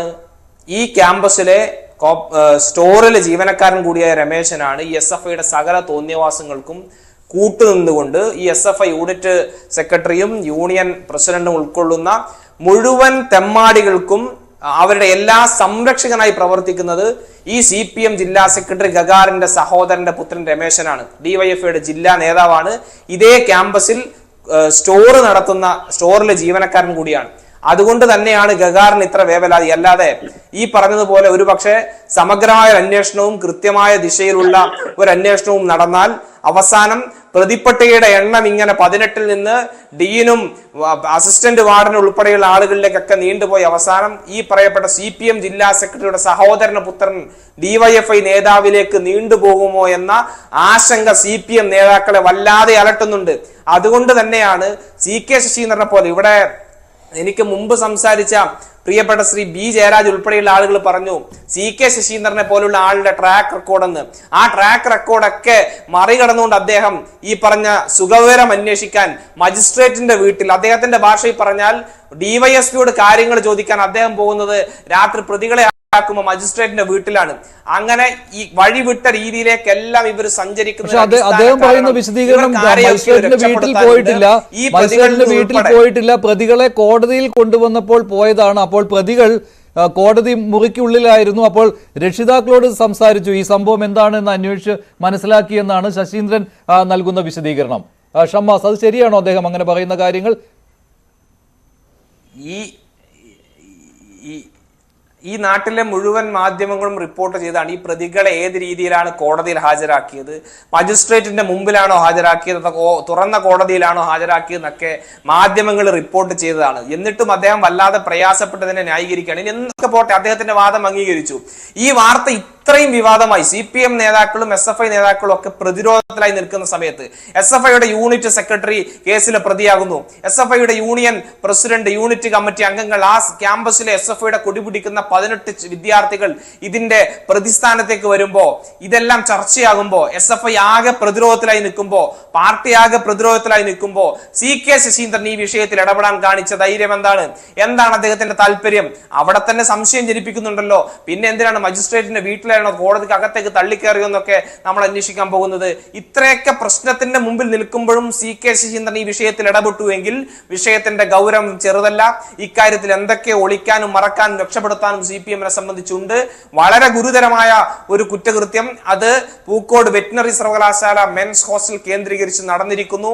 അത് സംബന്ധിച്ച് കൂടുതൽ വിവരങ്ങൾ വരും ദിവസങ്ങളിലും പുറത്തു വരേണ്ടതുണ്ട്. ഞാൻ നേരത്തെ സൂചിപ്പിച്ചിട്ടുള്ള ഒരു കാര്യം കൂടിയാണ്, വളരെ ഗുരുതരമായ രീതിയിൽ അട്ടിമറി ശ്രമങ്ങൾ ഈ കേസുമായി ബന്ധപ്പെട്ട് നടന്നു. നേരത്തെ മഞ്ജുഷയോടെ സൂചിപ്പിച്ചു FIR-മായി ബന്ധപ്പെട്ട ചില പൊരുത്തക്കേടുകൾ സംബന്ധിച്ച്. അതുപോലെ തന്നെ ഈ DN എന്ന് പറയുന്ന MK നാരായണന് മുൻവിധിയോടുകൂടിയുള്ള സമീപനത്തെക്കുറിച്ച്, സിദ്ധാർത്ഥന്റെ കൊലപാതകത്തെ ആത്മഹത്യയാക്കി മാറ്റാനുള്ള ബോധപൂർവമായ അജണ്ടയുടെ ഭാഗമായി തന്നെ ആ ഡീനിന്റെ ഭാഗത്തുനിന്നുള്ള മുഴുവൻ പ്രതികരണത്തിലും ഇത് ആത്മഹത്യയാണെന്ന് വരുത്തി തീർക്കുന്നു. എന്തിനേറെ പറയുന്നു, നേരത്തെ സൂചിപ്പിച്ചതുപോലെ തന്നെ വൈത്തിരി പോലീസ് സ്റ്റേഷനിൽ 77/2024 FIR-ൽ ഉൾപ്പെടെ വളരെ ആസൂത്രിതമായി രേഖപ്പെടുത്തിയിരുന്ന മഞ്ജുഷും വായിച്ചു കാണുമല്ലോ. 12:30 മണിക്കും 1:45 മണിക്കും ഇടയിലുള്ള ഏതോ സമയം ടിയാൻ താമസിച്ച് പഠിക്കുന്ന വെറ്റിനറി കോളേജ് ഹോസ്റ്റലിലെ ബാത്റൂമിലെ വെന്റിലേറ്ററിന്റെ കമ്പിയിൽ ഏതോ മാനസിക വിഷമത്താൽ സ്വയം കെട്ടിത്തൂങ്ങിയ നിലയിൽ മരിച്ചതായി കണ്ടുവെന്ന് എന്ത് ബോധ്യത്തിന്റെ അടിസ്ഥാനത്തിലാണ് FIR-നകത്ത് ഇങ്ങനെ പോലീസ് രേഖപ്പെടുത്തിയിട്ടുള്ളത്? അതുപോലെ തന്നെയാണ് ഈ SFI നേതാക്കൾ ഉൾപ്പെടെയുള്ള ആളുകളെ പുറത്താക്കിക്കൊണ്ട് ഇതേ MK നാരായണൻ എന്ന് പറയുന്ന ക്യാമ്പസിന്റെ ഡീൻ ഒരു ഉത്തരവ് പുറപ്പെടുവിക്കുന്നുണ്ട്. ആ ഉത്തരവിനകത്തും വളരെ വ്യക്തമായി തന്നെ ഡീൻ പറയുകയാണ്, എന്ത്, ഈ സിദ്ധാർത്ഥ് എന്ന് പറയുന്ന ചെറുപ്പക്കാരൻ സൂയിസൈഡ് ചെയ്തതാണ്, അതുമായി ബന്ധപ്പെട്ടാണ് SFI നേതാക്കൾ ഉൾപ്പെടെയുള്ള ആളുകളെ പുറത്താക്കുന്നത് എന്ന്. എന്ത് മുൻവിധിയാണ് ഇവർക്കുണ്ടായത്? വളരെ ആസൂത്രിതമായി പോസ്റ്റ്മോർട്ടം റിപ്പോർട്ട് പോലും കിട്ടുന്നതിന് മുമ്പ് ഇത്തരമൊരു പൊതുധാരണ ഉണ്ടാക്കുന്നതിന്, ഒരു പൊതുബോധം ഉണ്ടാക്കുന്നതിന്, സിദ്ധാർത്ഥൻ ആത്മഹത്യ ചെയ്തതാണ് എന്ന കൃത്യമായ ഒരു സന്ദേശം നൽകുന്നതിന് വേണ്ടിയിട്ടുള്ള ആസൂത്രിതമായ ശ്രമങ്ങൾ നടക്കുന്നു. കൃത്യമായ അന്വേഷണം അട്ടിമറിക്കാനുള്ള CPM നേതാക്കന്മാരുടെ ഇടപെടൽ നടക്കുന്നു. എന്തിനേറെ പറയുന്നു, ഇന്നീ ദിവസം പോലും ഈ വിഷയം പൊതുസമൂഹത്തിലും മാധ്യമങ്ങൾക്കിടയിലും വലിയ ചർച്ചയാകുന്നു. കുടുംബങ്ങൾക്കിടയിലേക്ക്, വിദ്യാർത്ഥികൾക്കിടയിലേക്ക് വലിയ വികാരമായി ഇത് കടന്നു ചെല്ലുന്നു എന്ന് മനസ്സിലാക്കിയ CPM-ഉം അതിന്റെ ഭരണനേതൃത്വവും ഇന്നീ നിമിഷം വരെ ഒരു അക്ഷരം മിണ്ടാത്ത കേരളത്തിന്റെ മുഖ്യമന്ത്രിയും ആ തിട്ടൂരമനുസരിച്ച് കേരളത്തിലെ കോൺഗ്രസ് നേതാക്കളെ വേട്ടയാടാൻ തുടങ്ങുന്നു. ആനയുടെയും ഈ പറഞ്ഞ പോത്തിന്റെയൊക്കെ വിഷയങ്ങൾ പറഞ്ഞ് അതിന്റെ രക്തസാക്ഷികളുടെ വിഷയങ്ങൾ ചൂണ്ടിക്കാണിക്കുമ്പോൾ അനാവശ്യ പ്രകോപനങ്ങൾ സൃഷ്ടിച്ച് പോലീസിനെ കൊണ്ട് അക്രമം അഴിച്ചു വിട്ട് കോൺഗ്രസ് നേതാക്കളെ എല്ലാം അറസ്റ്റ് ചെയ്ത് ജയിലിലടക്കാനുള്ള തീരുമാനമൊക്കെ ആക്കി ഈ വിഷയങ്ങളെ ആകെ അങ്ങ് വഴിതിരിച്ചു വിടാനുള്ള ശ്രമം ഒരു ഇപ്പോൾ ഇന്ന് ഈ ഡീനിനെയും അസിസ്റ്റന്റ് വാർഡനെയും സസ്പെൻഡ് ചെയ്തത് വെച്ച് നോക്കുമ്പോൾ ഗവർണർ അന്ന് ഈ വൈസ് ചാൻസലറെ സസ്പെൻഡ് ചെയ്തില്ലായിരുന്നുവെങ്കിൽ ഇത്രയും കാര്യങ്ങളിൽ പുരോഗതി ഉണ്ടാവുമായിരുന്നില്ല. കാരണം ആ വൈസ് ചാൻസലറാണ് അവിടെ ഇരുന്നതെങ്കിൽ ഡീനും അസിസ്റ്റന്റ് വാർഡനും സുഖമായിട്ട് അവിടെ ഇരുന്നേനെ. അന്ന് വൈസ് ചാൻസലർ പറയുന്നുണ്ടായിരുന്നു, ഞാൻ ആ ഉത്തരവിൽ ഒപ്പുവെക്കാൻ ഇരിക്കുകയായിരുന്നു, ഈ ഡീനെയും അസിസ്റ്റന്റ് വാർഡനെയും പുറത്താക്കിക്കൊണ്ടുള്ള ഉത്തരവിൽ ഒപ്പുവെക്കാൻ ഇരിക്കുകയായിരുന്നു, അന്നേരമാണ് എനിക്ക് ഗവർണറുടെ സർക്കുലർ കിട്ടിയത്, താങ്കളെ പുറത്താക്കിയിരിക്കുന്നുവെന്ന് പൊതുസമൂഹത്തോട് ഈ VC പറഞ്ഞതാണ്. പക്ഷേ അത് നമുക്ക് വിശ്വസിക്കാൻ എന്തായാലും തരമില്ല. ഇപ്പോൾ പുതിയ VC വന്നതുകൊണ്ട്, താൽക്കാലിക VC വന്നതുകൊണ്ട് ഇത്രയുമെങ്കിലും സംഭവിച്ചു ഇവിടെ, അല്ലേ? അതെ, VC ജോൾസിനെ കാണാൻ പോയിരിക്കുകയായിരുന്നു നല്ല സമയം കുറിക്കാൻ വേണ്ടിയിട്ട്. എന്തിനാ? ഈ ഡീനിനെ മറ്റുള്ളവരെയൊക്കെ പുറത്താക്കാൻ വേണ്ടിയിട്ട്. അതല്ലാതെ പിന്നെ 18-ാം തീയതി മരിച്ചു, 19-ാം തീയതി മുതൽ 29-ാം തീയതിയോ ഈ അടുത്ത ദിവസം വരെ ഉണ്ടായിരുന്ന, കഴിഞ്ഞ ദിവസം വരെ ഉണ്ടാകുന്ന സമയം ഉണ്ടായിരുന്നു. ഈ 10-12 ദിവസം ഇയാൾ എന്ത് ചെയ്യുമായിരുന്നു? ഇതിൻ്റെ പുറത്ത് കയറി അടയിരിക്കുമായിരുന്നോ? അല്ലല്ലോ. അപ്പോൾ ഇയാൾ ഞാൻ ഒപ്പിടാൻ വേണ്ടി ഇങ്ങനെ പേനെടുത്ത് വെച്ചപ്പോൾ സസ്പെൻഷനായ VC അവിടെ നടന്ന ഇന്റർവ്യൂവിനെ കുറിച്ച് ഒരു അക്ഷരം മിണ്ടിയില്ല. വലിയ വാർത്താ സമ്മേളനം സസ്പെൻഷനിലായി കഴിഞ്ഞ ഉടൻ തന്നെ മാധ്യമങ്ങളെ കണ്ടിട്ടും ഞാനവിടെ പോയിരുന്നു എന്ന കാര്യം മിണ്ടിയില്ല. മഞ്ജുഷ, ഇത് ഇവര് കേരളീയ പൊതുസമൂഹത്തിനെ നോക്കിയിട്ട് പല്ലിളിച്ച് കാണിക്കുകയും പരിഹസിക്കുകയൊക്കെയാണ് ശരിക്കും പറഞ്ഞാൽ ഈ ഇടതുപക്ഷം ഇപ്പോൾ ചെയ്തുകൊണ്ടിരിക്കുന്നത്. അത് മുഖ്യമന്ത്രിയിൽ നിന്ന് തുടങ്ങി ഏറ്റവും താഴെത്തട്ടിലുള്ള ബൂത്ത് കമ്മിറ്റിയിൽ അല്ലെങ്കിൽ ബ്രാഞ്ച് കമ്മിറ്റിയിൽ എത്തുന്നവരെ ഉള്ള ആൾക്കാർ മുഴുവനും ഇത് തന്നെയാണ് ചെയ്തുകൊണ്ടിരിക്കുന്നത്. അവരുടെ ഏത് പോഷക സംഘടന എടുത്തുള്ള അതിനകത്തുള്ള ആൾക്കാർ മുഴുവനും നിലവിൽ ഇത് തന്നെയാണ് ചെയ്തുകൊണ്ടിരിക്കുന്നത്. എന്തും ഞങ്ങൾ ചെയ്യും ഈ സംസ്ഥാനത്ത്, നിങ്ങൾക്ക് പറ്റുന്നത് ചെയ്തോളൂ എന്ന് പറയുന്ന തരത്തിലുള്ള ഒരു ആറ്റിറ്റ്യൂഡിലാണ് ഇവർ പൊയ്ക്കൊണ്ടിരിക്കുന്നത്. ഏറ്റവും പ്രത്യക്ഷമായ ഉദാഹരണമാണ് ഇത് മാത്രമാണ്. എനിക്ക് ഈ ഒരു കേസ് മാത്രമാണെങ്കിൽ പറയാം. ഇതിന് മുമ്പ് വാളയാറിലെ 2 പെൺകുട്ടികളുടെ മരണത്തിന് അതിനകത്ത് പോലീസ് എഴുതി വെച്ചിരുന്ന റിപ്പോർട്ട് എന്താണ്? 11ഉം 9ഉം വയസ്സൊക്കെ ഉള്ള കുട്ടികൾ അവരുടെ കൺസെൻറ്റോടുകൂടിയാണ് ഈ പറയുന്ന ലൈംഗിക ബന്ധത്തിൽ ഏർപ്പെട്ടതെന്നൊക്കെ എഴുതി വെക്കുന്ന തലത്തിലേക്ക് കേരളത്തിൻ്റെ പോലീസ് അധംപതിച്ചു പോയത് പിണറായി വിജയൻ ആഭ്യന്തരമന്ത്രിയായിരിക്കുന്ന കാലത്ത് തന്നെയല്ലേ? വണ്ടിപ്പെരിയാറിൽ നമ്മൾ ഇതേ ഫ്ലോറിലിരുന്ന് ചർച്ച ചെയ്ത വിഷയമാണ് വണ്ടിപ്പെരിയാറിലെ കുട്ടിയുടെ മരണവുമായിട്ട് ബന്ധപ്പെട്ടിട്ടുള്ള വിഷയം. ആ DYFI പ്രവർത്തകനായിരുന്ന ആ വ്യക്തിയെ എന്ത് ലാഘവത്തോടു കൂടിയാണ് കോടതിയിൽ നിന്ന് അവർ ഊരിയെടുത്തുകൊണ്ട് പോയതെന്നുള്ള കാര്യം നമ്മൾ കണ്ടതാണ്. ഇപ്പോൾ ആ വിഷയം ചർച്ചയിൽ പോലുമില്ല. അന്നൊക്കെ നമ്മൾ ആ വിഷയം കുറച്ചും കൂടി ചർച്ചയിലുണ്ട്, ആ വിഷയം ചർച്ചയിൽ പോലുമില്ല. അത് തന്നെയാണ് ഈ കേസിൽ സംഭവിക്കാൻ പോകുന്നത്. കേരള പോലീസ് അല്ലെങ്കിൽ കേരളത്തിൻ്റെ ഇന്നത്തെ ആഭ്യന്തരമന്ത്രിയുടെ കീഴിലുള്ള ഒരു സിസ്റ്റമാണ് ഈ കേസ് അന്വേഷിക്കാൻ പോകുന്നതെന്നുണ്ടെങ്കിൽ ഇതിൻ്റെ അപ്പുറത്തേക്ക് ഒന്നും ഉണ്ടാകാൻ പോകുന്നില്ല. കാരണം ആദ്യത്തെ 6-7 ദിവസങ്ങൾ കൊണ്ട് തന്നെ അവർക്ക് മറയ്ക്കാനുള്ള തെളിവുകളും അവർക്ക് നശിപ്പിക്കാനുള്ള തെളിവുകളും മുഴുവൻ അവർ നശിപ്പിച്ച് കഴിഞ്ഞുവെന്നേ. ഇപ്പോൾ പോസ്റ്റ്മോർട്ടം റിപ്പോർട്ടിൽ ഞാൻ മനസ്സിലാക്കുന്നിടത്തോളം ആ ഡോക്ടർ എഴുതി വെച്ചിട്ടുണ്ട് എന്നാണ് ഞാൻ മനസ്സിലാക്കുന്നത്. എന്താണ്, ആ ബോഡി അവിടെ എത്തിക്കുന്ന സമയത്ത് മരിച്ചിരുന്ന സമയത്ത് ധരിച്ചിരുന്ന വസ്ത്രം ഇല്ലായിരുന്നു, തൂങ്ങി മരിക്കാൻ ഉപയോഗിച്ചിരുന്ന കയറ്, ആ കയറ് അവിടെ ഹാജരാക്കിയിട്ടില്ലായിരുന്നു. അപ്പോൾ ഇതൊക്കെ എന്തുകൊണ്ടാണ് ഇതൊക്കെ പോസ്റ്റ്മോർട്ടം ടേബിളിൽ ചെയ്യുന്ന ഡോക്ടറുടെ അടുത്തേക്ക് എത്തുമ്പോഴേക്കും ഇതെല്ലാം വളരെ റിലവൻ്റ് ആയിട്ടുള്ള കാര്യങ്ങൾ തന്നെയാണ്. കാര്യം കഴിഞ്ഞാൽ അവരെ സംബന്ധിച്ചിടത്തോളം ഇതിൽ ഒരുപാട് തെളിവുകൾ അവർക്ക് ലഭിക്കേണ്ടതുണ്ട്. പക്ഷേ ഇതെല്ലാം മാറ്റിയിട്ട് കൃത്യമായിട്ട് നശിപ്പിക്കേണ്ടത് നശിപ്പിക്കുകയും മാറ്റേണ്ടത് മാറ്റുകയും ചെയ്തതിന് ശേഷം ഈ തരത്തിൽ കേരള പോലീസ് ഓപ്പറേറ്റ് ചെയ്യുന്നുണ്ടെങ്കിൽ നമുക്കറിയാമല്ലോ കേരള പോലീസിൻ്റെ കാലിബർ എന്താണ്, ടാലൻ്റ് എന്താണ് എന്നുള്ള കാര്യം. അവർ ഇന്ത്യയിലെ ഏറ്റവും പ്രൊഫഷണലായിട്ടുള്ള പോലീസ് സേനകളിൽ ഒന്ന് തന്നെയാണ് കേരളത്തിലെ പോലീസ് എന്ന് പറയുന്നത്. തെളിയിക്കാൻ പറ്റാത്ത കേസുകൾ വരെ തെളിയിച്ച ചരിത്രവും ട്രാക്ക് റെക്കോർഡും നമ്മുടെ പോലീസിനുണ്ട്. പക്ഷേ CPM-മായി ബന്ധപ്പെട്ട് വരുന്ന കേസുകൾ CPM ഭരണത്തിൽ ഇരിക്കുന്ന സമയത്ത് ഒരു കാരണവശാലും അന്വേഷിക്കപ്പെടുകയോ, അത് പോട്ടെ, ഞാൻ പറയുന്നതിനെ നെഗറ്റീവായിട്ട് എടുക്കരുത്. ഏതെങ്കിലും മന്ത്രി തലത്തിലിരിക്കുന്നവരോ MLA തലത്തിലിരിക്കുന്നവരോ ഒക്കെ ചെയ്യുന്ന ക്രൈമുകളിൽ പോലീസ് ഇങ്ങനെയൊക്കെ ഇടപെടുകയാണെന്നുണ്ടെങ്കിൽ നമുക്കൊരു പരിധിവരെ മനസ്സിലാക്കി ഈ പറയുന്ന അധികാരത്തിൻ്റെ സ്വാധീനത്തിലിരിക്കുന്ന വ്യക്തികളെ രക്ഷിക്കാൻ വേണ്ടിയാണ്. ഇത് ഏതെങ്കിലും ഒരു ലോക്കൽ SFI-കാരൻ വരെ ഇവിടെ ആരെ കൊന്നു കഴിഞ്ഞാലും അതിനെ വരെ രക്ഷിക്കാൻ വേണ്ടിയിട്ട് കേരള പോലീസ് ഇത്രയധികം തരം താഴ്ന്നു പോകുന്ന തലത്തിലേക്ക് പോകുന്നു എന്നൊക്കെ പറയുന്നത് നമുക്കൊരിക്കലും അക്സെപ്റ്റ് ചെയ്യാൻ പറ്റുന്ന ഒരു കാര്യമല്ല. എനിക്ക് ഈ പോലീസുകാരോട് എനിക്ക് പറയാനുള്ള ഒരു കാര്യം എന്ന് പറഞ്ഞു കഴിഞ്ഞാൽ, നിങ്ങൾ ആ വീട്ടിലൊന്ന് പോകണം. ഒരച്ഛൻ, ഞാൻ ഇന്നലെ അദ്ദേഹത്തിൻ്റെ വീട്ടിൽ പോയിട്ട് കണ്ടിരുന്നു. അദ്ദേഹം ഇന്നും പ്രായമായ ഒരു മനുഷ്യനാണ്, നമ്മളെല്ലാം TV-യിലൂടെ കണ്ടതാണല്ലോ. അദ്ദേഹം ഇന്നും ഗൾഫിൽ ജോലി ചെയ്യുകയാണ്. അദ്ദേഹം ഗൾഫിൽ ഈ പറയുന്ന 40-50 ഡിഗ്രി ചൂടിക്കിടന്ന് ജോലി ചെയ്യാണ്. എന്തിനാണ്? തൻ്റെ ഈ മോനെ വളർത്താൻ വേണ്ടിയിട്ടാണ്, തൻ്റെ ഈ മോന് ഭക്ഷണം വാങ്ങിക്കൊടുക്കാൻ വേണ്ടിയിട്ടാണ്, തൻ്റെ ഈ മോന് വസ്ത്രം വാങ്ങിക്കൊടുക്കാൻ വേണ്ടിയിട്ടാണ്. ആ പയ്യനെയാണ് വസ്ത്രം മുഴുവൻ ഉരിഞ്ഞ് തുണി മുഴുവൻ ഉരിഞ്ഞ് 100-150 പേരുടെ മുമ്പിൽ നിർത്തി 3 ദിവസം ബെൽറ്റ് കൊണ്ടും വടി കൊണ്ടും പട്ടികല്ലെടുത്ത് തല്ലി ഭക്ഷണം കൊടുക്കാതെ വെള്ളം കൊടുക്കാതെ പട്ടിണിക്കിട്ട് കൊന്നതെന്നേ പറയാൻ കഴിയുള്ളൂ. ആത്മഹത്യയാണെന്ന് നമുക്ക് ഉറപ്പിച്ച് പറയാനൊന്നും കഴിയില്ല. പിന്നെ ഇടതുപക്ഷത്തിൻ്റെ ഈ പറയുന്ന ഒരു പ്രചരണ സംവിധാനത്തിൻ്റെ ഒരു ഗുണമുണ്ട്. ആദ്യമേ അവർക്ക് ഈ നുണ ലോകം ചുറ്റി വരുന്ന സത്യം ചെരിപ്പിടുമ്പോഴേക്കും നുണ ലോകം ചുറ്റി വരും എന്ന് പറയുമല്ലോ. അതുപോലെ അവരുടെ നുണ ആദ്യമേ ലോകം ചുറ്റി വന്നു. അവർ പറഞ്ഞു റാഗിങ് ആയിരുന്നു ആദ്യം, പിന്നെ പറഞ്ഞു അത് ആത്മഹത്യയാണ്, റാഗിങ് മൂലമുള്ള ആത്മഹത്യയാണ്. ഇപ്പൊ അതൊക്കെ മാറി, ഇപ്പൊ റാഗിങ്ങിന്റെ കഥയൊക്കെ പോയി. ആദ്യത്തെ ഇടതുപക്ഷ പ്രൊഫൈലുകളുടെ മറ്റേ ഗുൽമോഹർ ചൂടുകളിലെ SFI-യും AISF-ഉം കൂടിയാണ് കേരളത്തിലെ ക്യാമ്പസുകളിൽ റാഗിങ് ഒക്കെ ഇല്ലാതാക്കി കളഞ്ഞത്. എന്നിട്ട് SFI-യിലുള്ള ആൾക്കാർ ഇത്തരത്തിലുള്ളതിലൊക്കെ ഇടപെട്ട് പോയല്ലോ എന്നൊക്കെ പറഞ്ഞ് കണ്ണീർ വാർക്കുന്നത് നമ്മൾ കണ്ടതാണ്.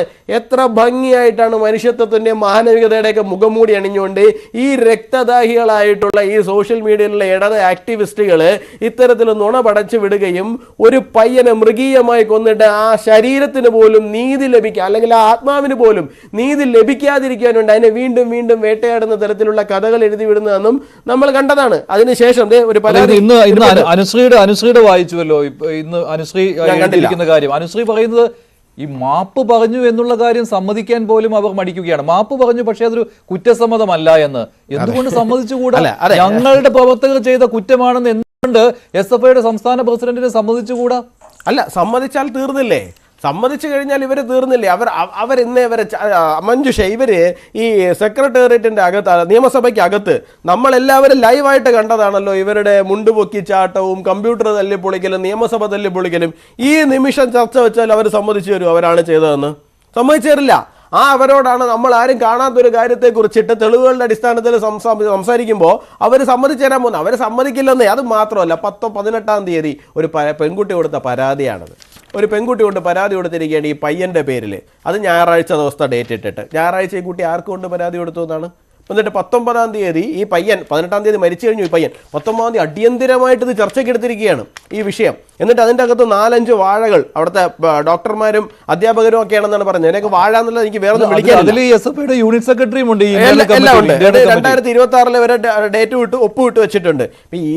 എന്ത് തരം ഇത് കൊള്ള സംഘമാണോ, ഗൂഢസംഘമാണോ, ഗുണ്ടാ സംഘമാണോ? ഡിവൈഎസ്പി എന്ന് പറഞ്ഞത് പോലീസിലേക്ക് ഇങ്ങനെ ഒരു പരാതി കിട്ടിയിട്ടില്ല എന്നാണ്. അങ്ങനെയെങ്കിൽ ഈ പരാതിക്ക് പിന്നിൽ എന്ത് എന്നുള്ള കാര്യം പോലീസ് ഇതുവരെ അന്വേഷിച്ചിട്ടില്ല. ആദ്യം അന്വേഷിച്ചു തുടങ്ങേണ്ടത് ഈ പെൺകുട്ടിയുടെ പരാതി എന്നാണ്. കാരണം ഈ പെൺകുട്ടിയെ കൊണ്ട് ആരാണ് പരാതി കൊടുപ്പിച്ചത്, എവിടെയാണ് പരാതി കൊടുപ്പിച്ചത്, എങ്ങനെ, ഇതിന്റെ ഗൂഢാലോചനയിൽ നിന്ന് തുടങ്ങിക്കഴിഞ്ഞാൽ തീർച്ചയായിട്ടും നമുക്ക് പോയി നിൽക്കാൻ പോകുന്നത് ഈ പയ്യനെ കൊന്ന ആൾക്കാർ ആരിലേക്കാണ് എന്നുള്ള കാര്യത്തിൽ കൃത്യമായിട്ട് പോയി നിൽക്കും എന്നുള്ള കാര്യത്തിൽ യാതൊരു സംശയമില്ല. കാര്യം ഇത് പരപ്രേരണ കൊണ്ട് മാത്രം കൊടുത്തിരിക്കുന്ന ഒരു പരാതിയാണ്. പരപ്രേരണ കൊണ്ട് മാത്രം കൊടുത്തിരിക്കുന്ന പരാതിയാണ്. ആ പരപ്രേരണയുടെ സോഴ്സ് ഇതെന്ന് മാത്രം അന്വേഷിച്ചാൽ മതി. വനിതാ പോലീസ് ഉദ്യോഗസ്ഥരുടെ കാര്യവും പറയുന്നുണ്ടല്ലോ. ഇപ്പൊ കഴിഞ്ഞ ദിവസം കെ സുരേന്ദ്രനാണ് ആ കാര്യം ഒരു വനിതാ പോലീസ് ഉദ്യോഗസ്ഥ ഇതിന് പിന്നിലുണ്ട്, അവരുടെ ഒരു ബന്ധുവാണ് എന്നല്ലേ ഈ പരാതി കൊടുത്തയാൾ. അതെ അതെ അതെ അല്ല, ഞാൻ പറഞ്ഞു വരുന്നത് ഈ പരപ്രേരണ ഇതിനകത്തുണ്ട് എന്നുണ്ടെങ്കിൽ അപ്പോൾ ഈ പരപ്രേരണയുടെ വിഷയം ഈ പറയുന്ന പോലെ പോലീസുകാരിയായ ബന്ധു പല വിഷയങ്ങളും ഇവിടെ നിൽക്കുമ്പോൾ ഇത് കേരള പോലീസ് അന്വേഷിച്ചാൽ ഇത് പുറത്തു വരുമോ? ഈ ഗൂഢാലോചനയ്ക്കകത്ത് കേരള പോലീസ് ഇൻവോൾവ് ആണെന്നേ.